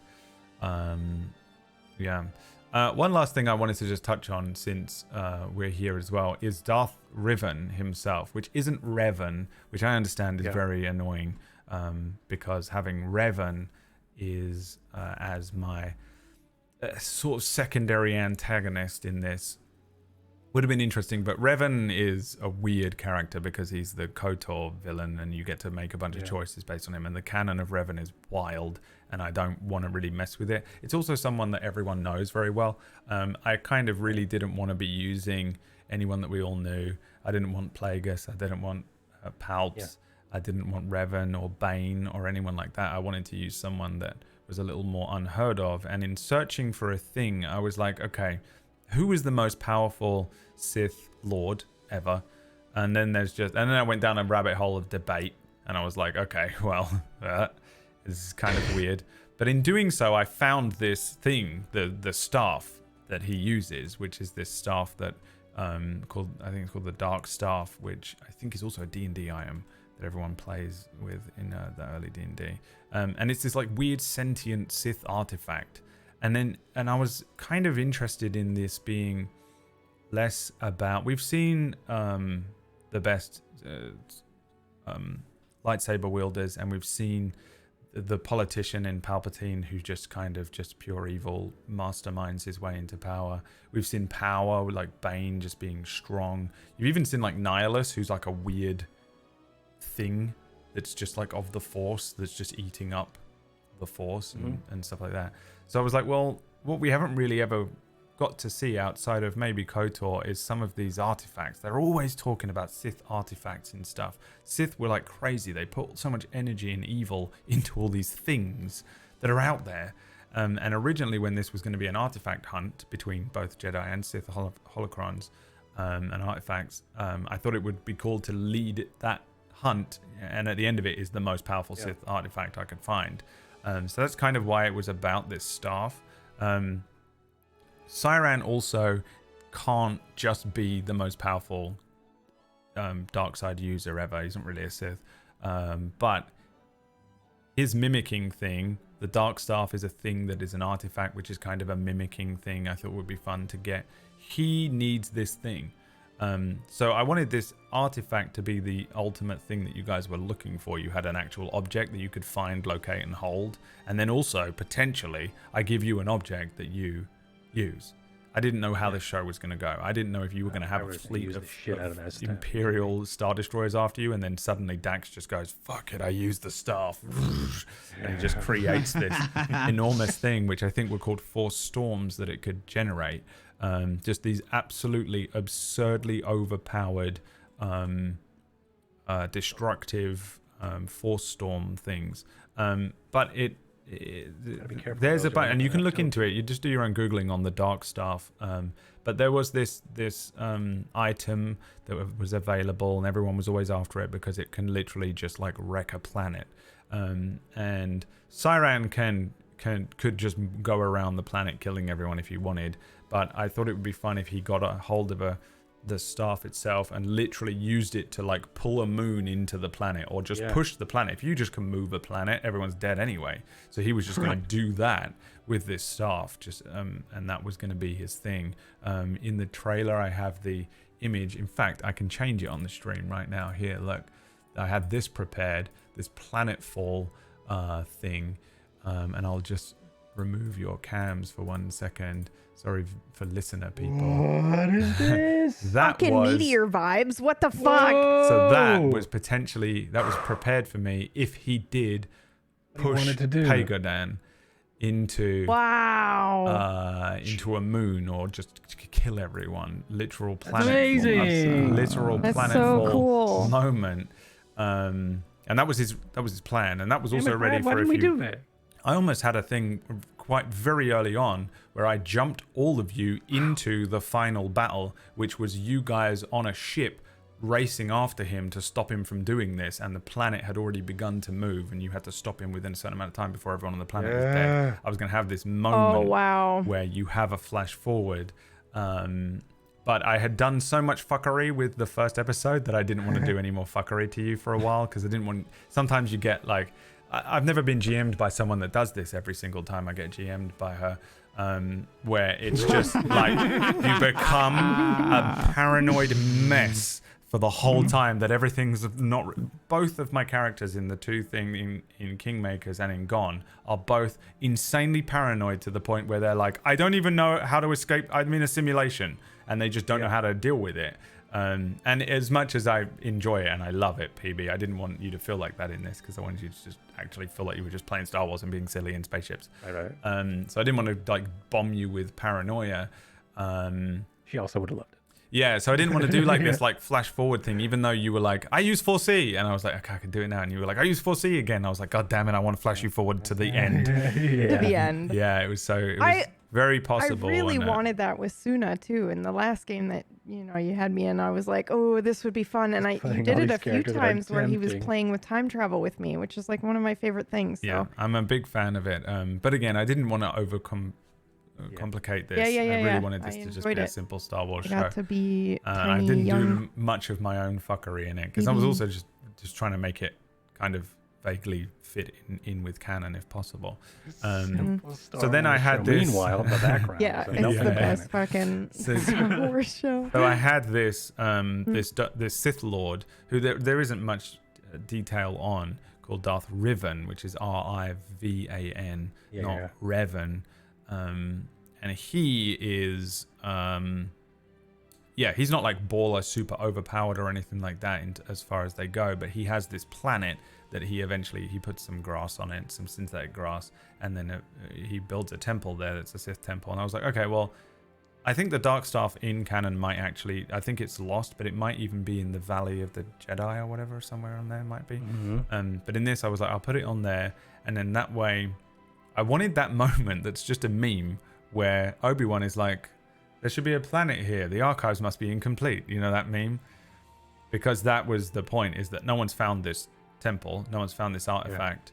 And I've twisted Almus to fit this show a little bit. So those of you that are like Arthur meme gripping your fingernails into your palm bleeding right now, that this isn't how it went. I changed it a little bit because I wanted you guys to get the star. And so this is how this was supposed to go, and it didn't. You were supposed to get that star map that goes, you go here, here, here, here, and I listed off all the places when you were in the Sith Temple, and then at the end of it is Kaluthin. And then I thought you'd go away and ask anyone, or do a quick Google on your phone, where's Kaluthin and what is it? And none of you did. And I was like, oh, well, I was kind of relying on you guys to metagaming. That was the last part of the puzzle. We don't metagame. That you were supposed to look into this planet Kaluthin that doesn't exist. So that became a new puzzle or a new. So we passed the meta test then, right? Yeah. Not in the archives. It doesn't exist. Yeah. So you were supposed to look for Kaluthin and then find out that in fact Kaluthin is a synthetic grass that was used at this period and this time during the Jedi Civil War, and it was maybe done by this guy Riven, and then you would piece the pieces together yourselves that actually the last, it was going to be this thing that you had to go through, and Gary and Siren were going to do it if you didn't. So if Siren ever got this information, I had a whole scene that was, this is what you should have done. And it would have been Gary and Siren figuring out that actually Darth Riven was referencing the fact that he needed to imagine a Gary who knew. and he was Actually, like we got to go here. There's this planet Almus, it's completely toxified, you can't go there because you can't breathe on this planet, so I'm going to make some plants, because he's a plant man, he's a Zalosian. I'm going to fill it with grass. So he puts an area of grass on it and terraforms the area. He goes there, puts the dark stuff down, goes off, dies in the Civil War, and the staff is still there until now, where you come back to this planet, and the planet was going to be covered in Caluthin, just a beautiful grass planet that has been totally overtaken by this synthetic grass. I love it. And at the center of this beautiful grass planet is this evil fucking temple with the most powerful Sith artifact ever. And you would have to either stop Siren there, or there was multiple different ways. This is what I mean. I was like, you either stop Siren at the airport, you weren't at the airport, the spaceport, or you stop Siren at the temple, or you stop Siren just before he launches Pagodan into a moon. Was always my points to hit. If this was a written book or a movie, it probably would have gone all the way to the very last moment. Yeah. If I was doing it that way. But that's not how I wanted to run this. I always wanted to still feel like a game, as much as I think we, on Tablestory, very high production, and it does feel, we try and make it feel like a show. I also still want it to feel like you guys made legit decisions that were yours. You killed him, you know, and and you stopped the bad guy. And we could have filled some more stuff out, and I could have moved some pieces around, but I was just kind of really happy with it, and just was like, I'm scared that I'll do 2 or 3 more weeks of this and spoil it, and I won't like it, or it will get boring, or I don't know what. But I was like, this feels Never get boring, but right. I want to end it here, and so we did. We could have done it for 20 years. Yeah. And This could have been our game. So where, Brad has powerful. all the Just little 4 figurines Dr. and he doesn't Manhattans let us floating touch around the them. galaxy. And, Just unbelievable, omnipresent. We'd go and take on the sun or whatever. Yeah, you would have just easily. It's easy no for us doubt. to be like, this would be great Listen. in a couple episodes, but Brad's meanwhile being like, And not the sun have as in the doctored star. every I mean single the one of son these of the son, force. yeah, the son and the daughter and the father and My goal was to bicker with the force directly. yeah, which would have been that again. You would have done. You can do some weird stuff. You can jump around in time. You can go to that weird place in Rebels. I don't know, whatever that Chrono Trigger end of time shit was. Yeah, the world. That was cool. That's so cool. I love that. Yeah. That's I one of my don't know what favorite it parts. was, but it was. No. It reminded me of Diablo 2 for some reason. It just that's one of those moments in Star Wars, and so was the son and daughter or whatever it was. Yeah, where arc you're like, in- what? What is this? where it goes off the fucking deep end, and you're like, what? Are they jumping the shark, or is this amazing? yeah. And I Like even crazy, had that risky moment question. in this where I went, oh, he has a Yeah. second form, and he comes back and just pulls himself No, it back was together perfect. with hatred. It was so That's fucking perfect. It was Right. absolutely perfect. Yeah, it was good. And makes that sense. that for me is my own headcanon of why Siren is the apprentice in the title. He literally he rose rose again. into Yep. pure darkness. Yep. comes back and just pulls himself together through pure And like for all hatred. we know, his like version of a force ghost isn't still doing stuff. You know, he's like out there fucking around, Yeah. or he's rebuilding himself. Was it in some even form again. Siren, or was it the Force that was Yeah. like, oh, we're not Exactly. done yet, and then Yeah. just puppeted him, you know? yeah. It's also a bit Also, of a thing. how much has the Force puppeted him, you know? Or And And he does was he a weak puppet mind. somebody Yeah. else in the future? For all we Yeah. know, like fuck, man, it was very well done. Yeah. Very good. He I have a was question for you, always Brad. kind of like Oh. that. Yeah, Mhm. no, I mean, you might like this though, in that I feel really sorry for Siren. Like I don't Yeah, me too. hate him, and and he is like this. He's just a kid that fucked up and was treated poorly, and then the Force got him and started puppeteering him. So in a way, that was kind of that poetry for it. It was also a bit of a meme, because I love the memes of like Darth Maul won't die. You cut him in half and he comes back. Yeah. It's just hatred. Like he's too angry to die. And there's a Yeah. couple of those like he's too angry to die Star Wars characters, and Yeah. now we have another one of our own. What was your question? Final question. Oh, yeah. My final question for you is, I know that like on Tablestory, you said we do the cinematic approach, which is true, but also we've thus far been really not into touching big IPs like this. And now that you've done Star Wars, is there another IP that you would be interested in tackling? Spider-Man. I can think of Final Fantasy. one. Final Fantasy. Final Fantasy. Final Fantasy. Is there another IP you're considering tackling, and why is it Final Fantasy? Yes, thank you. And why is Tifa in it? I just. I think I do have a treatment for a Final Fantasy understand 7 these game jokes. that I almost Shut up. wrote once. If I do a quick Sorry. look here. Let me just write Final Fantasy, but I feel like I could come back with so many different things in my... I mean, there's like thing. a little bit of that in a lot of the D&D stuff that you run. You always like make it feel a little bit like a Final Fantasy game. It's but the only reason I started GMing. would you actually touch the IP? Yeah, Would you let people cast Blizzaga? Yeah, it's hard to say. I mean, I was very afraid of Star Wars for different reasons. Like I just felt like it was such a visual and audio thing that we wouldn't be able to use because of DMCA and. Yep. I was literally No afraid idea what of that's Disney. like. Yep. Yeah, and yeah. So with Final Fantasy is a little different. I still have the thing where it was scary to run Star Wars because I felt like I would get stuff wrong. And you can get it wrong because I'm not making it up. I can just get the name of a planet wrong, or I can say something happened that didn't happen there, and we can all be like, oh, I just whatever in the moment. But I kind of hate that shit. I like to try and get it as right as possible. Yep. I like it to actually feel like it is correct and that you are in that universe. And somewhere out there's a Han Solo wandering around. There's a baby Luke on Tatooine. There's all these people moving around, and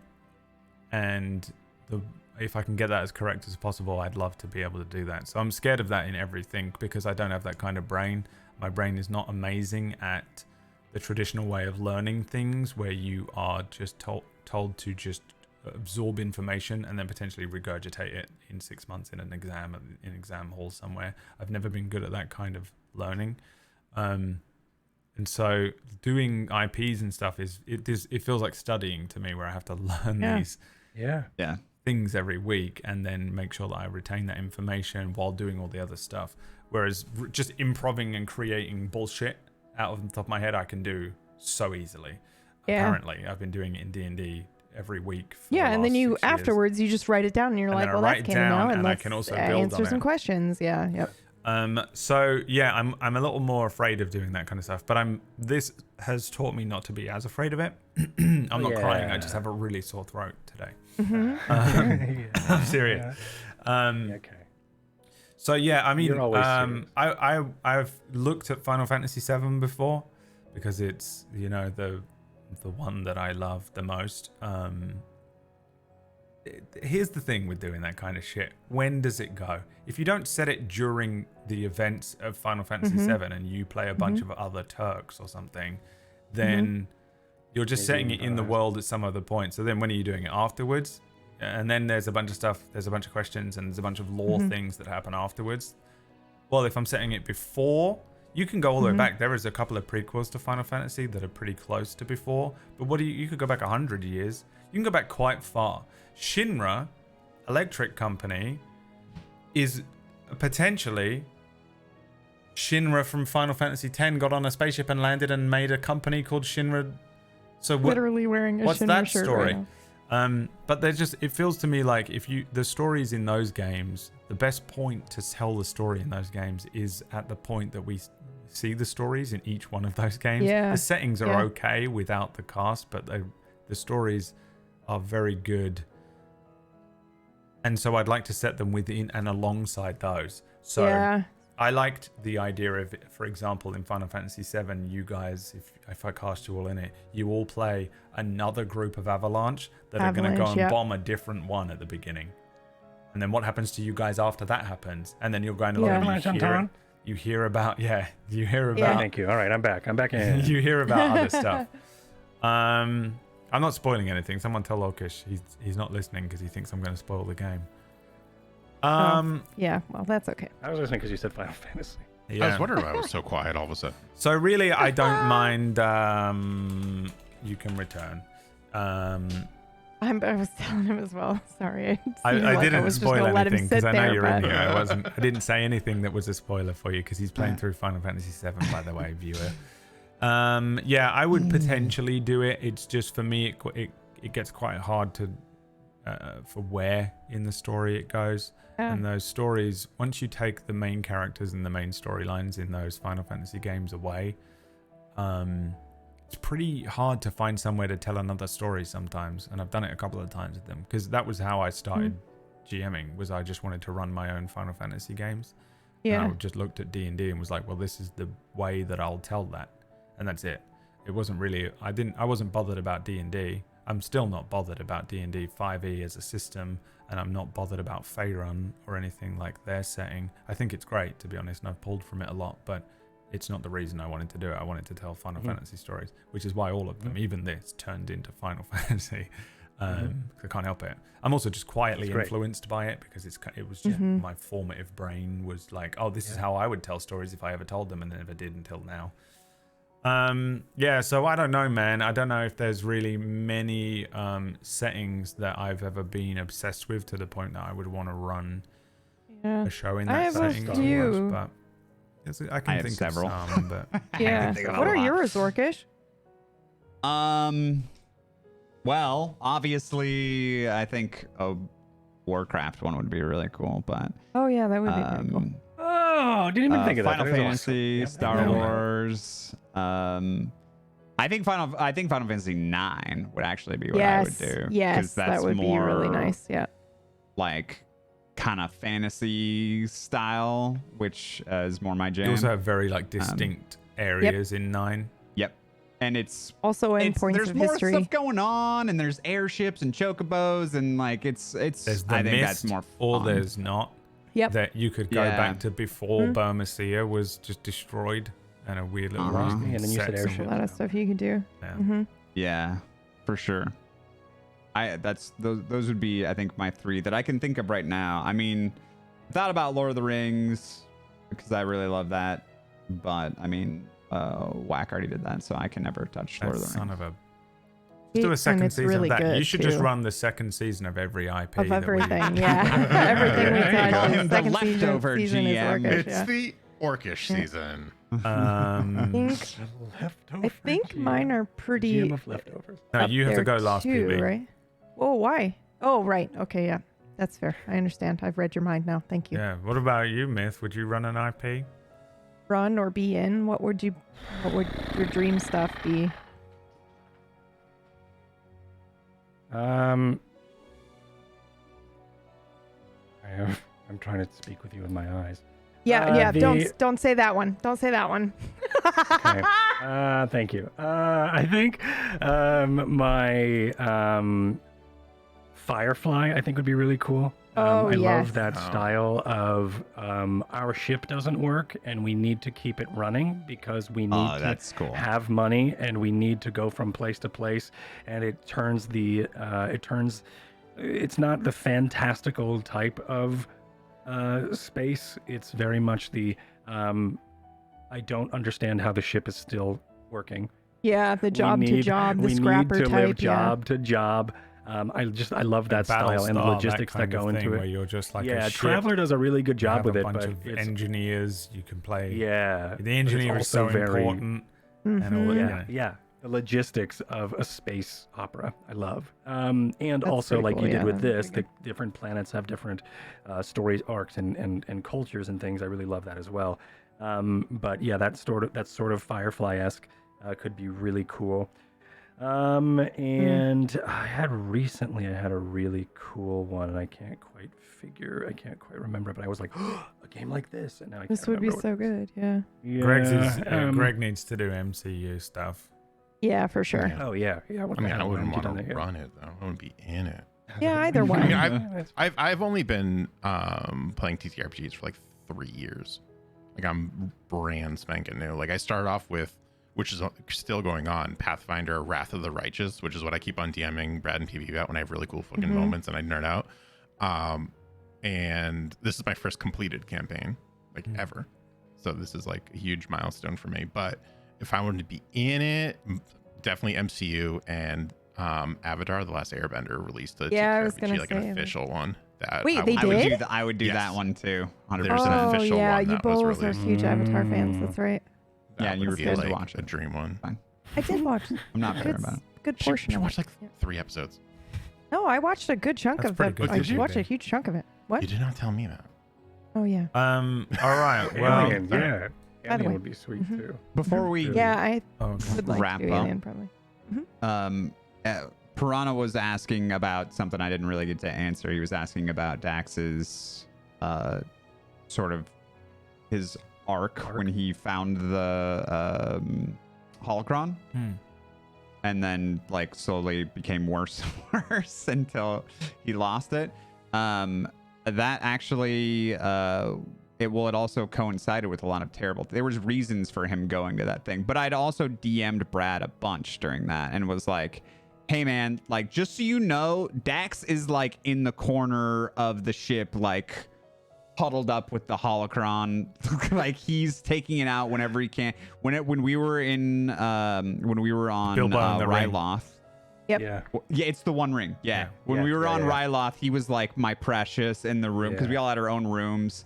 And like that's I specifically was like, Dax isn't there. He's up in his room. Dax goes immediately up to his room because that's what was happening. Like he was depressed emo teenager, and he had the One Ring.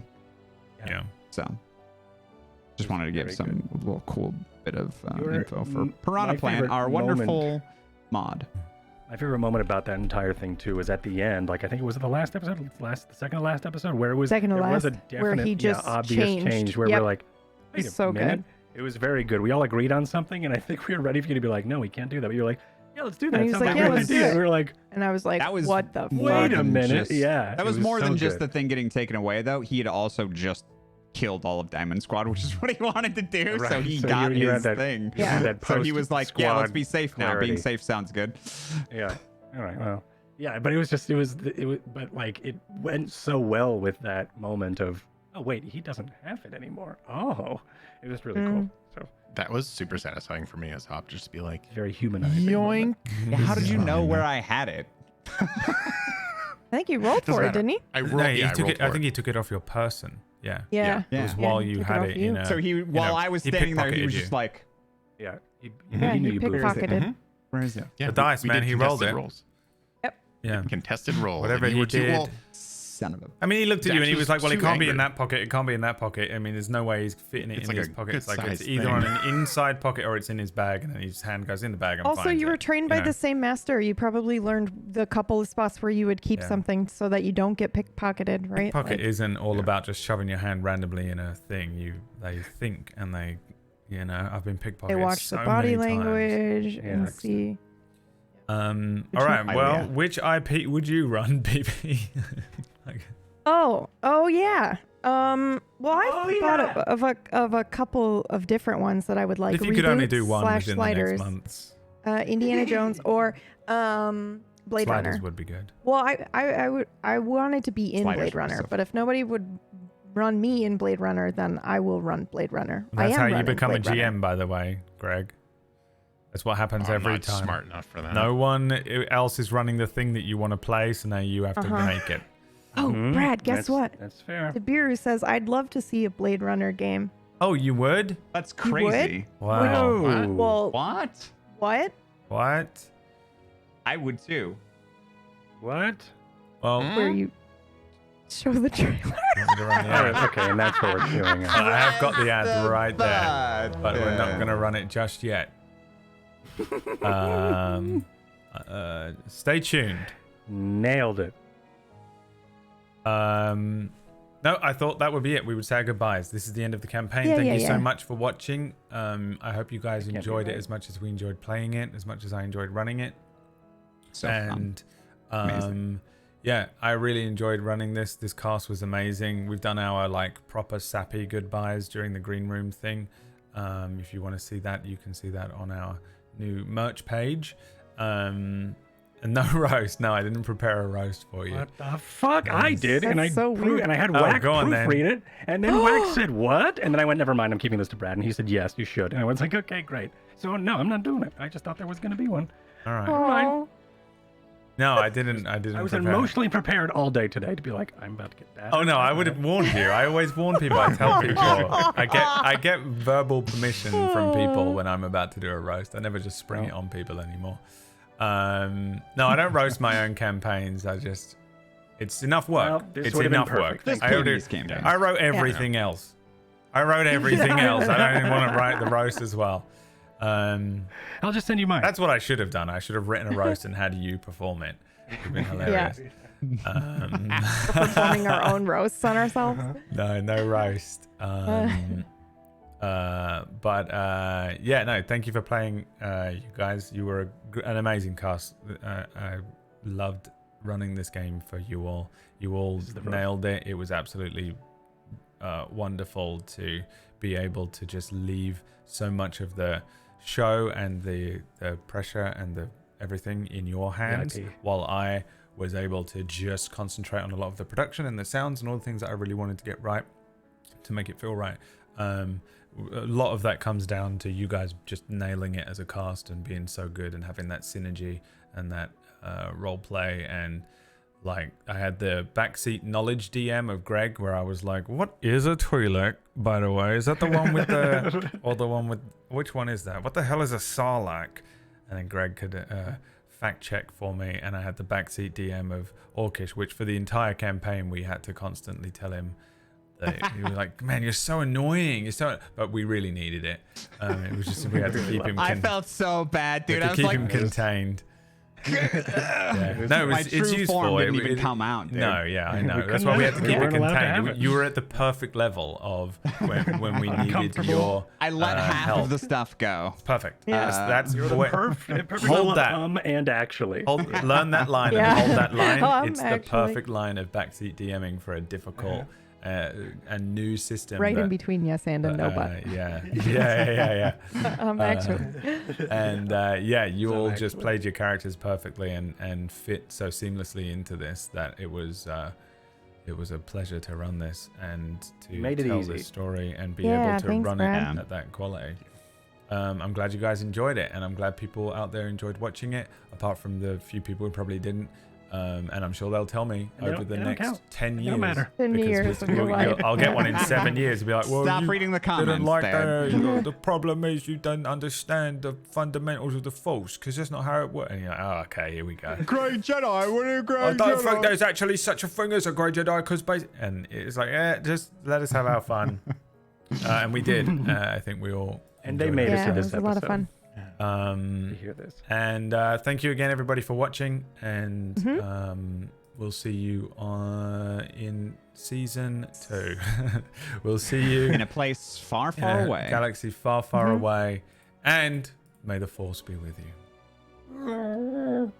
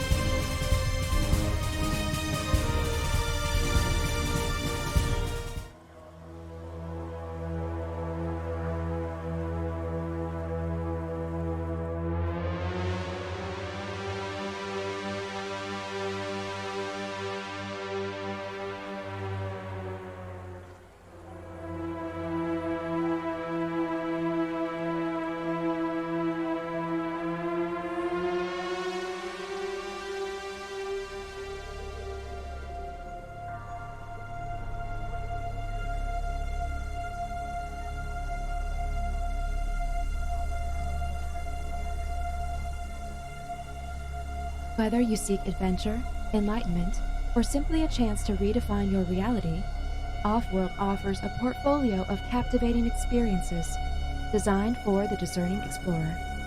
At Offworld, we go beyond the boundaries of your imagination. Experience life in ways you've only dreamed of. Breathe fresh air, see blue skies, and experience clear, clean rain. Forge unforgettable connections. Encounter the sublime. Define your own existence. With Offworld, the possibilities are infinite. Offworld, where your destiny awaits. Book your journey today and transcend the limits of humanity. A new life awaits you in the Offworld colonies. A chance to begin again in a golden land of opportunity and adventure. Book your journey today